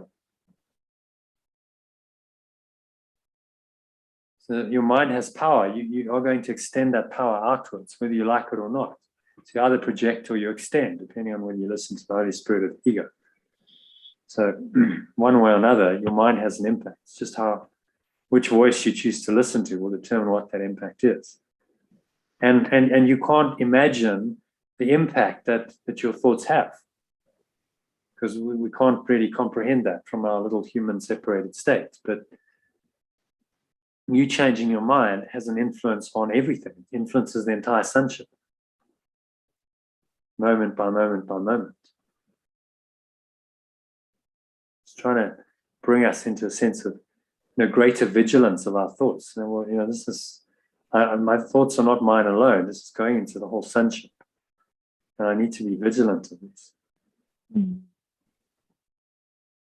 Because these thoughts, no thought of God's Son can be separate or isolated in its effects, because we're not separate. Even the ego, although it believes it's separate, is not separate.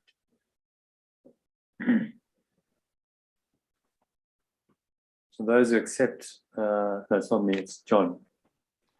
Those who accept the atonement are invulnerable.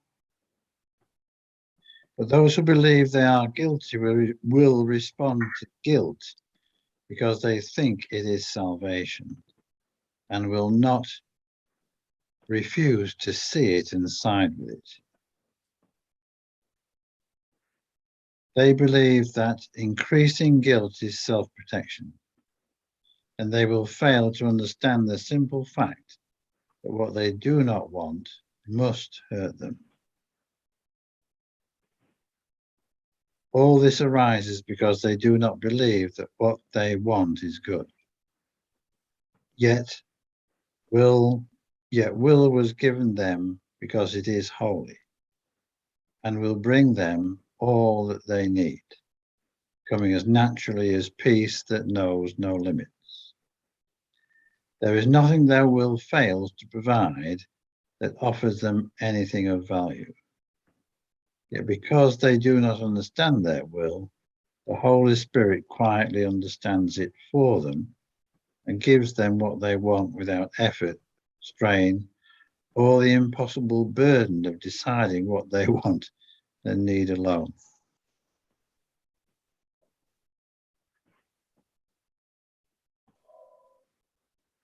Okay. Makes sense. Anything strike you there? Just getting on that number 4, actually. And they will fail to understand the simple fact that what they do not want must hurt them.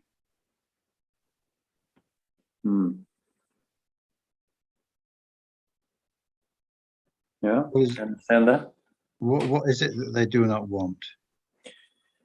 lost the soul. We don't really want guilt. We don't really want guilt and pain and suffering and death. No. So what we don't want must hurt us. Yeah. Not really what we want. Yeah. Although we might think we want it. Okay, got it. I believe that increasing guilt is self-protection. Yeah. This is the ego's delusion. Yeah. So it's just seeing guilt for what it is, that it's really nasty. It's not a good emotion, and it never brings anything positive. Mm. And then accepting only your will. Will was given them because it is holy. Giving them what they need, coming as naturally as peace that knows no limits. Nothing their will fails to provide that offers them anything of value. So in other words, God's will is the only will. Anything else that God's will fails to provide doesn't offer anything. Pretty simple, really. Yeah. Just, the difficulty is in sorting out the true from the false in our minds. Yeah. I get confused. Okay, Sue, number 11. It will never happen that you must make decisions for yourself. You are not bereft of help, and help that knows the answer. Would you be content with little, which is all that you alone can offer yourself, when he who gives you everything will simply offer it to you? He will never ask what you have done to make you worthy of the gift of God. Ask it not, therefore, of yourself. Instead, accept his answer, for he knows that you are worthy of everything God wills for you. Do not try to escape the gift of God he so freely and so gladly offers you. He offers you but what God gave him for you. You need not decide whether or not you are deserving of it. God knows you are. Okay. And, what's on that? Yeah, I like that bit that says he will never ask what you have done to make you worthy of the gift of God. Ask it not, therefore, of yourself. Yeah, so a lot of people feel like they're not worthy. Yeah, that speaks to Or me. not worthy of love. Like, well, you are just by your creation. There's no like you have to do something to be worthy of God's love. It's your fundamental nature. It was given to you in your creation. That's who you really are. Which is again a great relief. Do not try to escape the gift of God he so freely and so gladly offers you.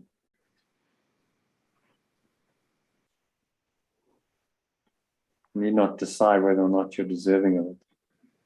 Because if you're guiltless, it doesn't matter what you've done in the past.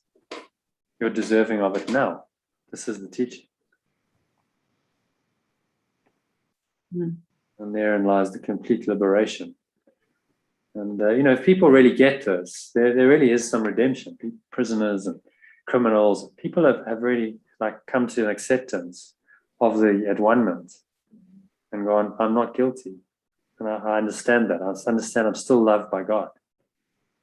And that's the healing. Would you deny the truth of God's decision and place your pitiful appraisal of yourself in place of his calm and unswerving value of his Son? Nothing can shake God's conviction of the perfect purity of everything that he created, for it is wholly pure. Do not decide against it, for being of him, it must be true. Peace abides in every mind, quietly accepts the plan God set for its atonement, its at-one-ment, relinquishing its own. You know not of salvation, for you do not understand it.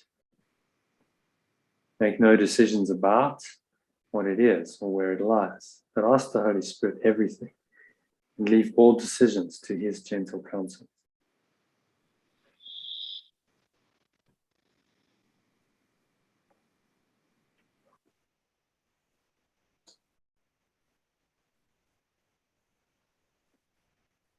Okay.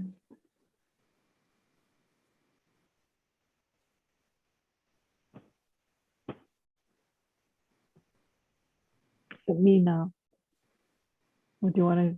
Any comments on that? Or?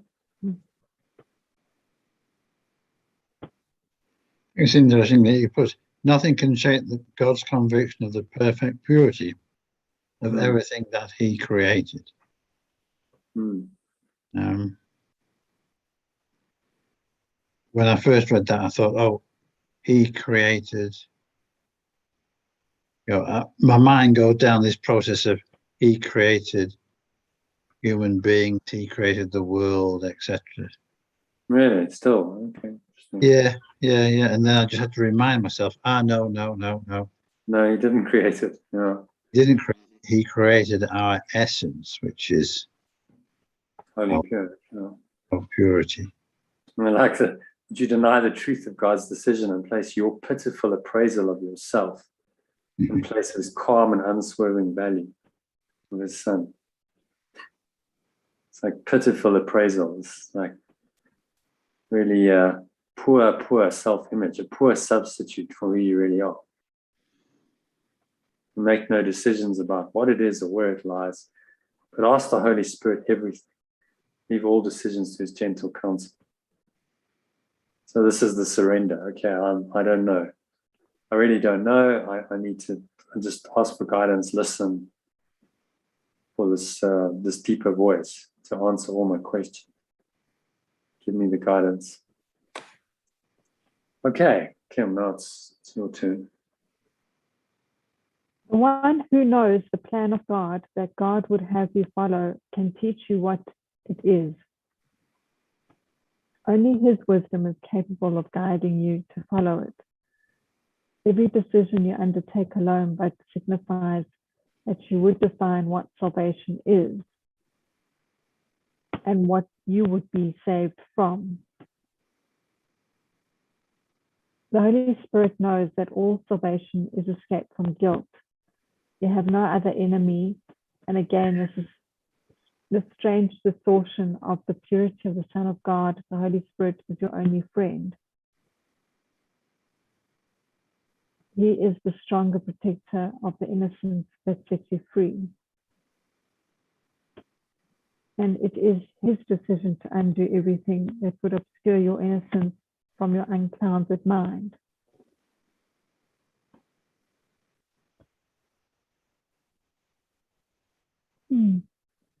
Okay. And we'll strike you there.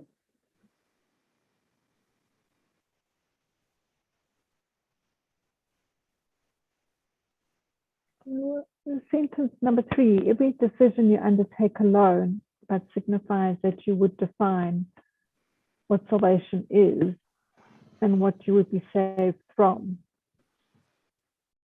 So it's like, what is that? If you make a decision alone, which I said earlier in this text, I mean, that's, so when you said that you would define what salvation is and what you would be saved from, it's like highlighting what you shouldn't be doing is making decisions alone. Yeah, the ego is mistaken. Define what salvation is. The ego says, well, salvation lies somewhere out there. It lies in the world. It lies in whatever it attaches its mind to. More money, better relationship. Something on the level of form. So you define what salvation is, set up a desire, an expectation, and what you would be saved from. Oh, well, I really want to be saved from my lack of finances, or I really want to be saved from my terrible relationship. This is what the ego sets up as your salvation. And then you seek for salvation on the level of form, and you're deciding yourself, right? Every decision you undertake alone signifies that you want to define what salvation is and what you would be saved from, but you're wrong. Saying you can't decide on your own because you're wrong. And that's not going to work. You follow the ego's guidance in salvation, it's going to lead you to pain, suffering, and death, because that's all it knows. It's a death wish. And so, you need to listen to the Holy Spirit, and you have no other enemy and against this strange distortion of purity of the Son of God. The Holy Spirit is your only friend. It's like the idea that this is internal. John's kind of realization, what earlier this afternoon, John, you said, this is internal. This is not out there. The ego is not somewhere out there, some external force threatening you. It's in your own mind.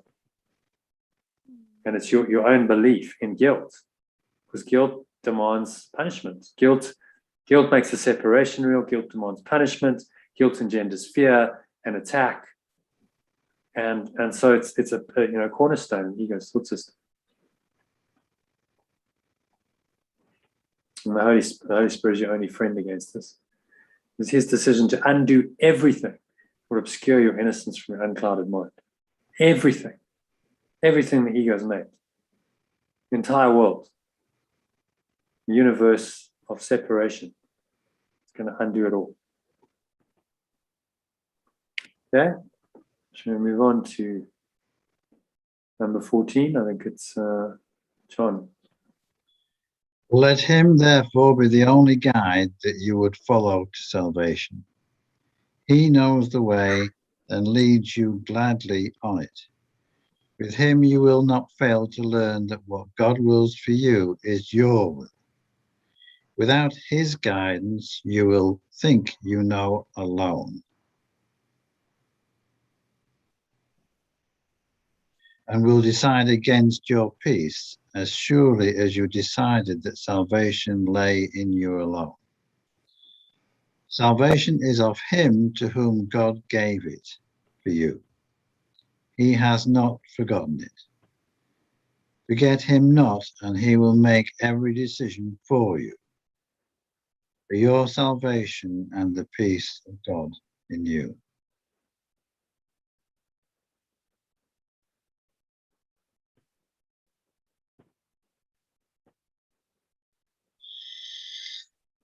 Well, it's pretty amazing, really, to think that there's this force out here that wants just our pure at one-ment, really, and our joy and happiness. Yeah, so it's a very happy thought.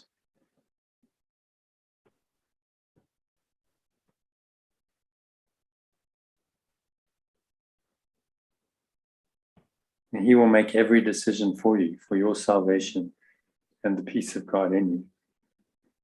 They're saying you can bring every decision under the Holy Spirit. In fact, this is what you must do.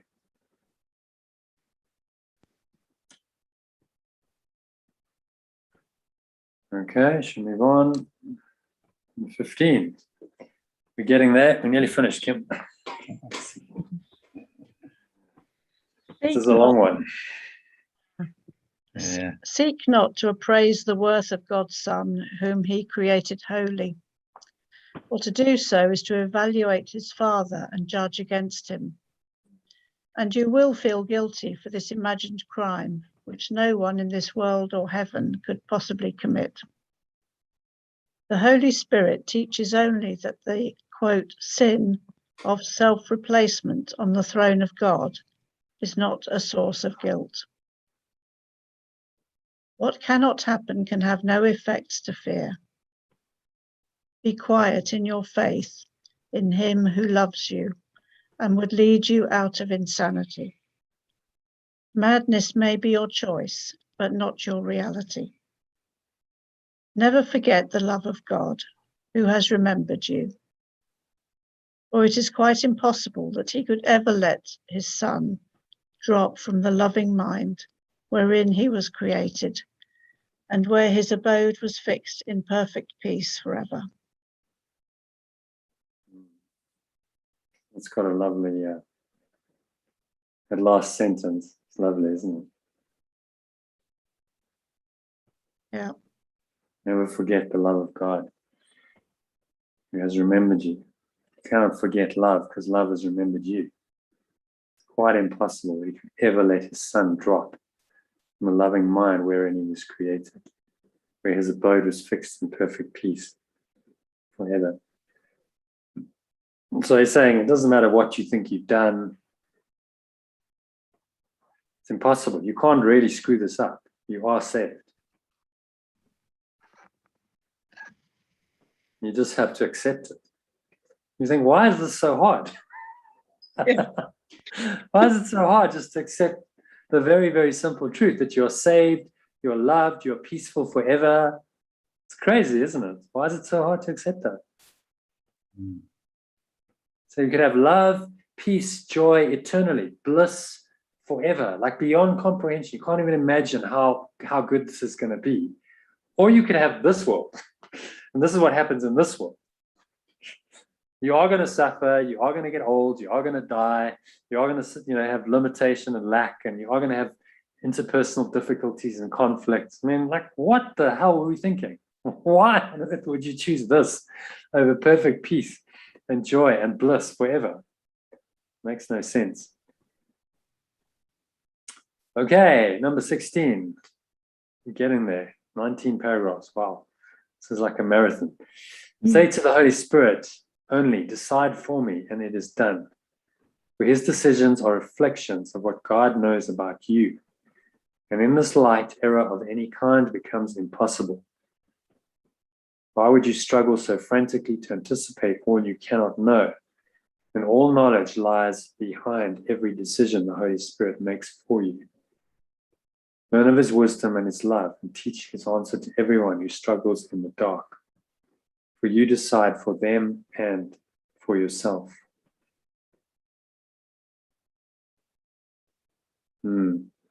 Also very comforting that. Decide for me. Okay, I don't have to decide. This awful decision-making prerogative. You think about decisions, like, oh, I don't know. Like, is it going to be that? If I do this, could be that. If I do this, could be that. We don't know. There's no certainty, is there? So we'll leave it all to the Holy Spirit. And in this light, error of any kind becomes impossible. So you start working in the domain of the miraculous. Why would you struggle so frantically to anticipate all you cannot know, when all knowledge lies behind every decision the Holy Spirit makes for you? So we're trying to know all the scenarios, scenario plan this and that, and you just can't. All knowledge lies behind every decision the Holy Spirit makes for you. This is the knowledge of at one-ment. This is the knowledge of oneness that now is guiding you back to oneness. And that is actually the universal program. That's what's guiding all of us. Through all the darkness the ego invents, we're all going back to oneness. That's the program. That's the Holy Spirit's program. The ego's seeming resistance to that, and its covering up of that is simply not true.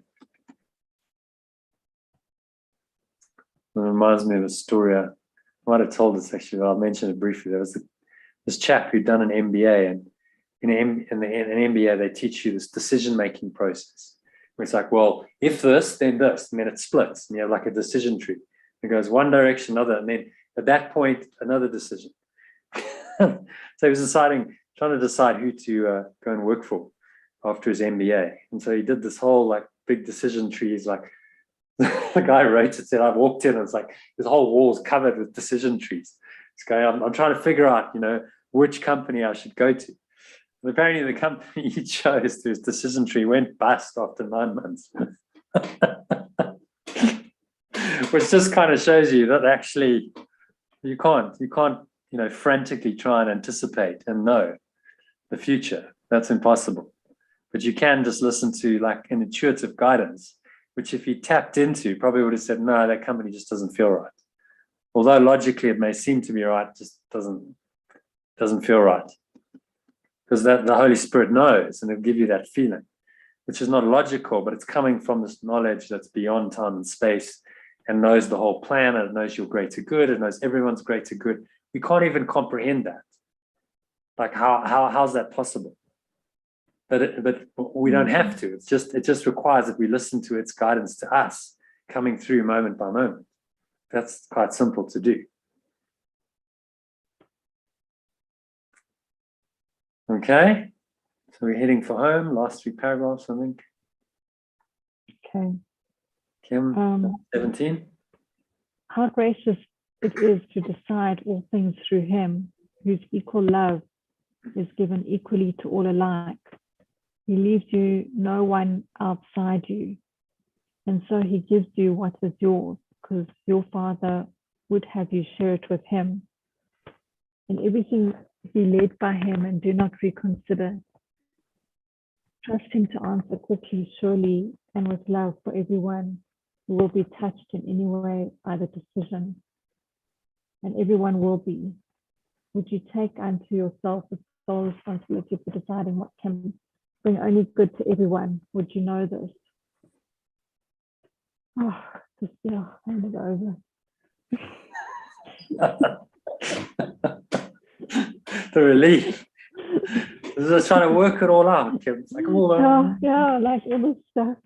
what's all that? That's trying today scribbling from all the meetings. I'm trying to work it all out. No, I'm joking. That really, it's not that bad, but yeah, it's like, you know, no, I'm joking, but not really. I mean, if this is the truth, then yeah. It's like hand it all over. Come on. To one who knows. That's not. Give it all up. And if you take this awful burden of trying to decide for yourself, it's terrible, because you're going to get it wrong a lot of the time. You're going to be like, well, how do I know? How do I know what the right move is? How can I know? I don't know everything. So making decisions from the ego is like, deciding if you're a driver. It's like trying to decide to turn left or right, but the windscreen is blinded. You actually have no idea. Am I going left or right? Because who knows? You've got no guidance. It's not really telling you anything. So the Holy Spirit knows. So, okay, I'll give you the guidance. There's one word in here which just surprises me, and I don't think I've seen it anywhere else. Yeah. It's trust him to answer quickly. The word quickly. Yeah. I don't remember seeing that kind of sentiment being expressed anywhere else. Quickly, surely, and with love. Everyone will be touched in any way by the decision. Yeah. Okay, so it's saying, this can happen quite quickly. Yeah. I mean, generally the ego speaks first, but the Holy Spirit is there. Yeah. With an immediate answer. I experienced that yesterday, actually, where I got a bit irritated.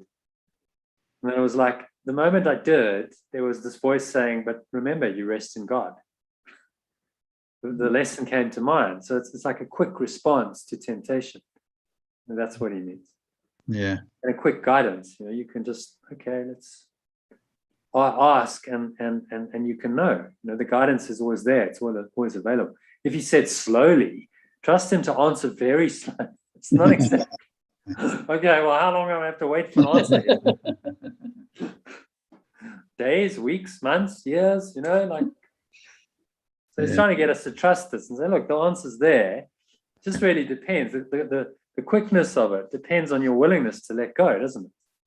Yeah. If you want to hang on to your own ideas, then it's not going to be very quick. It can be very slow because you're just not open.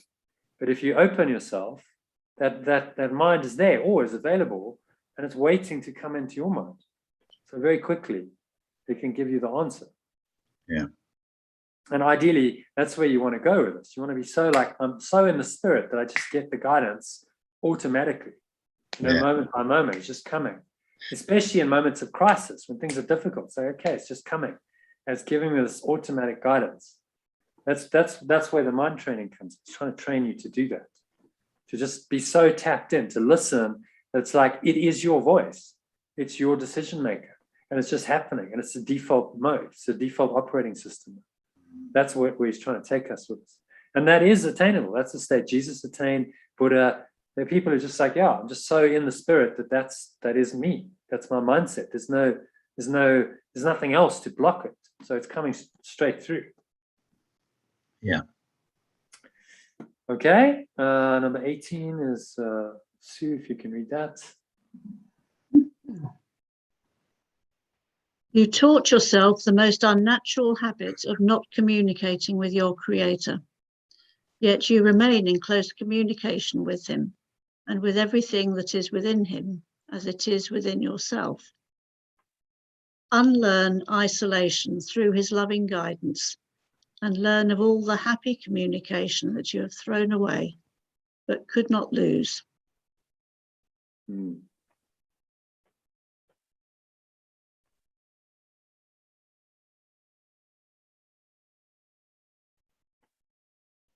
Okay, anything strike you there? Well, it's saying that we're always in communication. Mm. Sometimes we just Forget. We've chosen to forget and break the communication. And I quite like the unlearn. You said the word unlearn. It's quite good. Unlearn isolation. So we're trying to unlearn the ego's thought system.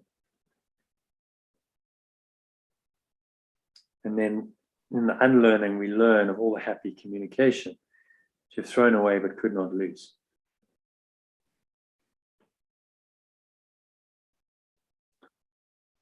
Okay, and then last, I think there's the last paragraph. Yep. John, is it your turn? Yep. Whenever you are in doubt what you should do, think of his presence in you and tell yourself this and only this. He leadeth me and knows the way which I know not. Yet he will never keep me from me.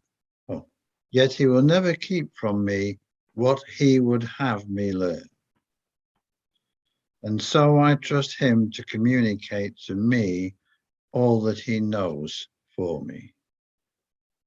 Hmm.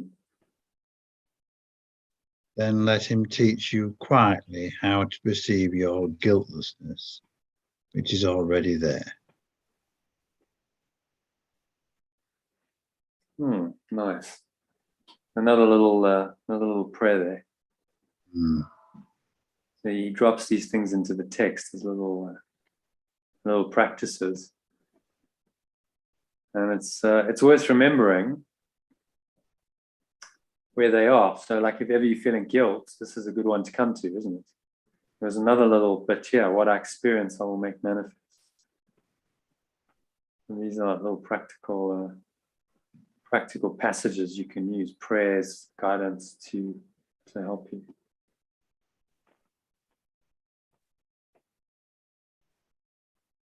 Okay, so any questions on that last paragraph? Or anything strike you? I've seen those. I've seen once or twice where it's been quite interesting, where somebody's has a difficult decision to make, and they've outlined it to 2 or 3 other people without giving all the details or getting too stuck in it, and they've all tuned in intuitively and come up with a yes or a no, or a yes, do that, or do that. Don't do it. And it's always been quite remarkable how it works out. Everybody comes to the same decision. Interesting. I think it just kind of demonstrates the power of intuition. Well, the truth is there's only one mind. So if people are tapping into the truth, the Holy Spirit, if there's only one will, one mind, then it must be the same will. And it's going to coordinate everything. It's going to synchronize everything in a way that you can't really fathom. You can't fathom it from the ego, from the separate self. It doesn't make any sense. But if there really is only one mind, and that one mind is communicating and it knows everything, then it kind of makes sense that miracles and synchronicity and these kinds of things do happen. Because wouldn't you expect that if there's only one mind? Yeah. If the mind was completely fragmented and separated, then none of those things would be possible. If we really were all individual minds and there was no communication, then none of these things that we can observe in this world would be true. Synchronicity, miracles, strange connections. You think a thought, then something shows up in your experience that is related to the thought. These things happen too often for you to kind of go, oh, well, I must be just a separate mind. The evidence is overwhelming that there is something else, that there is one mind. That all points to that. This depends on which evidence you want to focus on, the egos and the Holy Spirit, because there's also a lot of evidence in this world for separation. So which do you want to see? Yeah. Which do you want to make real? That's the choice. For guilt or guiltlessness. Okay, so that brings us to the end of the reading. I'm not going to do a meditation on the whole text because it's 19 paragraphs. It's going to take us until midnight. So maybe we just do a quick, I'll do a meditation on the lesson, and then maybe just do these little vignettes or whatever, these little prayers. I'll just meditate on those, and it'll be like 10. I'm going to stand up for this. Yeah. Okay. No problem. So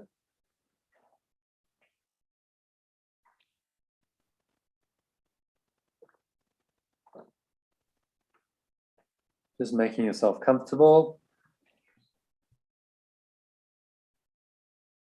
Sitting to your feet shoulder width apart.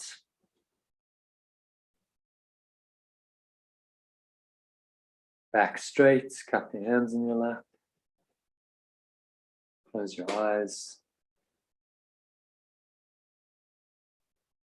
And just start off by taking a nice deep breath in through the nose as usual. Breathing in, notice how the stomach rises, the chest rises, subtle flow of air in through the nostrils. Clenching the sphincter muscle, lock the energy in. Pause. Top of the inhale. Check in, scan your mind. So just noticing any thoughts, any emotions going on. Anything that feels negative, limiting, contracted, constricting, and observe that this is a form of guilt. That guilt manifests in all these ways, and thought of anger underlying that is guilt. Fear is guilt. Any attack thought. Jealousy, guilt. What is that guilt? The guilt of the separation. The guilt of the thought that you could really do the impossible, separate from your source, separate from love, and become a separate entity unto itself and destroy love. This is the guilt of the ego, which is not true, because you cannot destroy what God created. So knowing this, say to yourself, I am as God created me. His Son, which is me, extension of love, can suffer nothing. And I am his Son. So exhale. And just have a sense of blowing away all this guilt. Just scraps of darkness, dark smoke, black smoke leaving your mouth. And your body, out of every pore of your body, out of your energy system. As you're just expelling the guilt. When you let go of guilt, then you must be guiltless. If you're guiltless, then you must be innocent. And so just experience the innocence, purity of your true nature as the Son of God, an extension of love itself, arising in your mind now. Jesus says, try to discover in your mind the capital self, who is the Holy Son of God himself. Seek him within, who is Christ in you, Son of God and brother to the world, Savior who has been forever saved, power to save whoever touches him, however lightly, asking for the word that tells him he is brother unto him. And just breathing in, breathing out. Through your nose, notice the subtle sensations of the breath flowing into and out of your nostrils.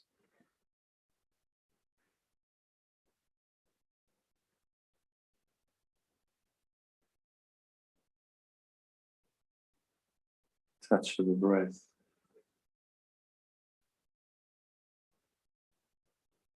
Focusing all your attention on the breath, and so bringing your attention to the present moment. Only in the present moment can you know yourself as God created you. Now, not in the past or the future. You are as God created you now. Today, honor your capital self. That graven images you made to be the Son of God instead of what he is, we worship not today.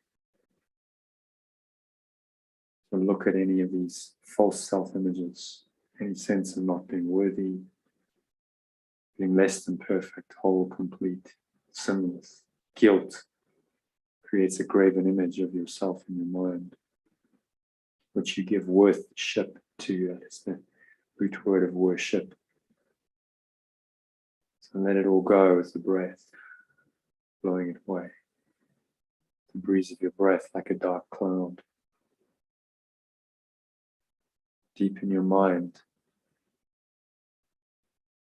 Holy Christ, and you're awaiting your acknowledgement as you. Beyond the clouds, in the pure light of your true awareness. Seek him today and find him. He will be your savior from all the idols you've made.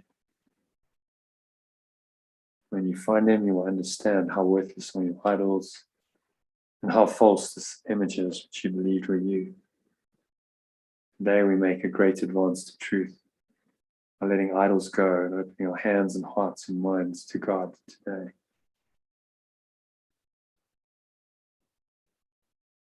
We will remember him throughout the day with thankful hearts and loving thoughts for all who meet with us today. It is thus that we remember him. And we will say that we may be reminded of his Son, our Holy Self, Christ in each of us. I am as God created me. So sink into that knowledge, because it is knowledge. I am as God or love created me. Right now, let that bring to mind just perfect peace, love, joy, happiness that is not of this world.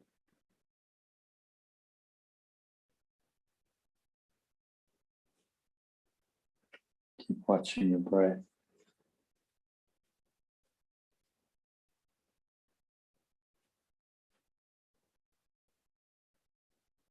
As you listen to these short prayers from today's text reading, section 3 of chapter 14. What I experience, I will make manifest. If I am guiltless, I have nothing to fear.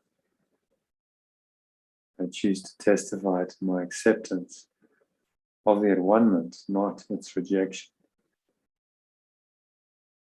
I would accept my guiltlessness by making it manifest and sharing it. Let me bring peace to God's Son from his Father. Bring peace to love's extension from its source. Another way of saying that. So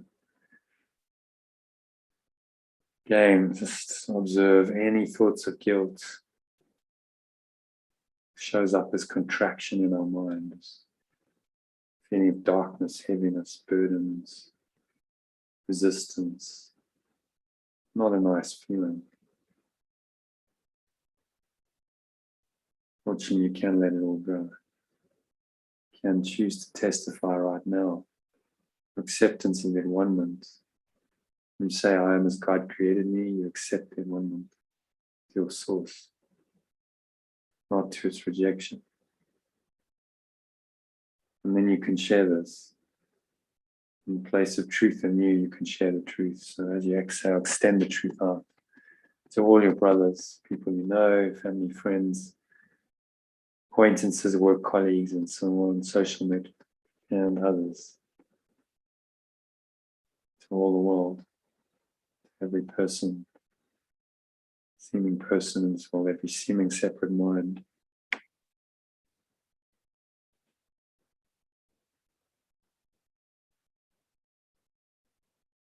That shares this plan of at-one-ment with you that shares the guiltlessness, the innocence, the purity, the identity that you have. And if there are any thoughts, any areas of doubt and double vision where you're not sure what to do, the guilt seems to cloud your decisions. Think of His presence in you. Think of this divine presence, true identity, and tell yourself this and only this. He leadeth me, and knows the way which I know not. Yet He will never keep from me what He would have me learn. And so I trust Him to communicate to me all that He knows for me. As a prayer of surrender, just say, I'm handing it all over. I don't know. I don't know the way. I don't know how to make my own decisions. I cannot possibly, my ego mind, know what is best for me. So I hand it all over and I let the Spirit, the Holy Spirit, decide for me.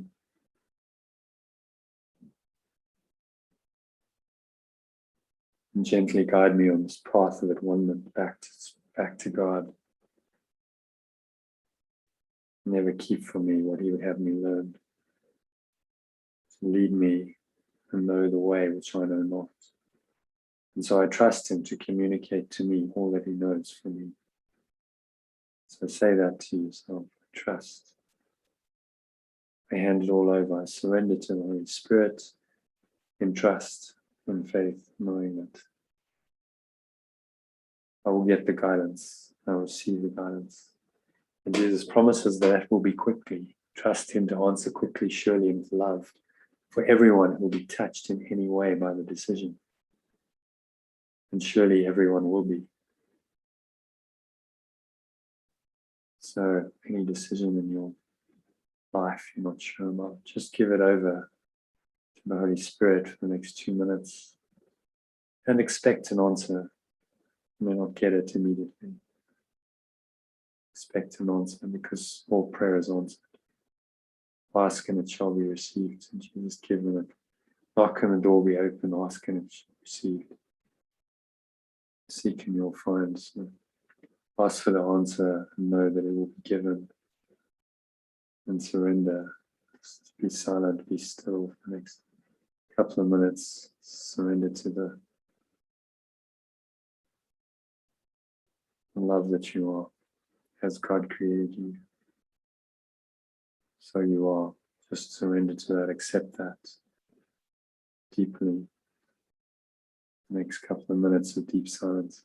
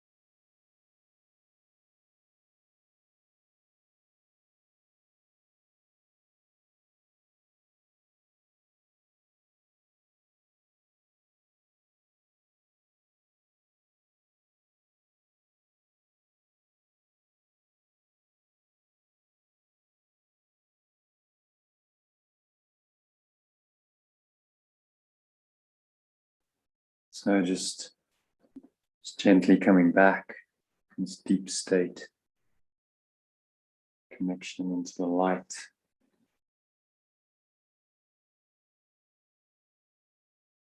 Just,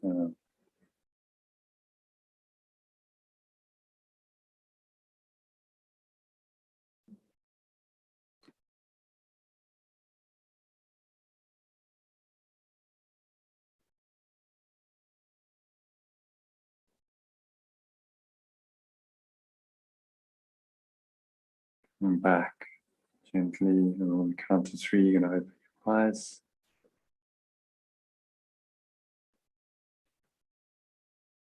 So just breathing in, notice how the stomach rises, the chest rises.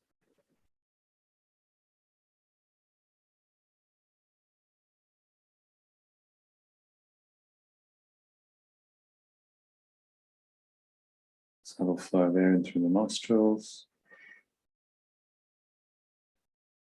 Pause, just scan your mind, noticing any thoughts, any emotions going on.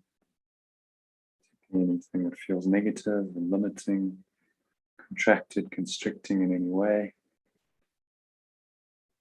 And just let it go. Float away. Dark clouds of guilt and no power. Obscure the eternal light. So exhale with the breath. Vision the dark clouds leaving you. Notice the air flowing out of your mouth. Chest and the stomach subside back. In energy subsides back down into the stomach and the groin. And your attention is down there. Count of 2. Noticing the weight of your body pressing down into the chair, your feet touching the ground. What you're feeling and touching with your hands.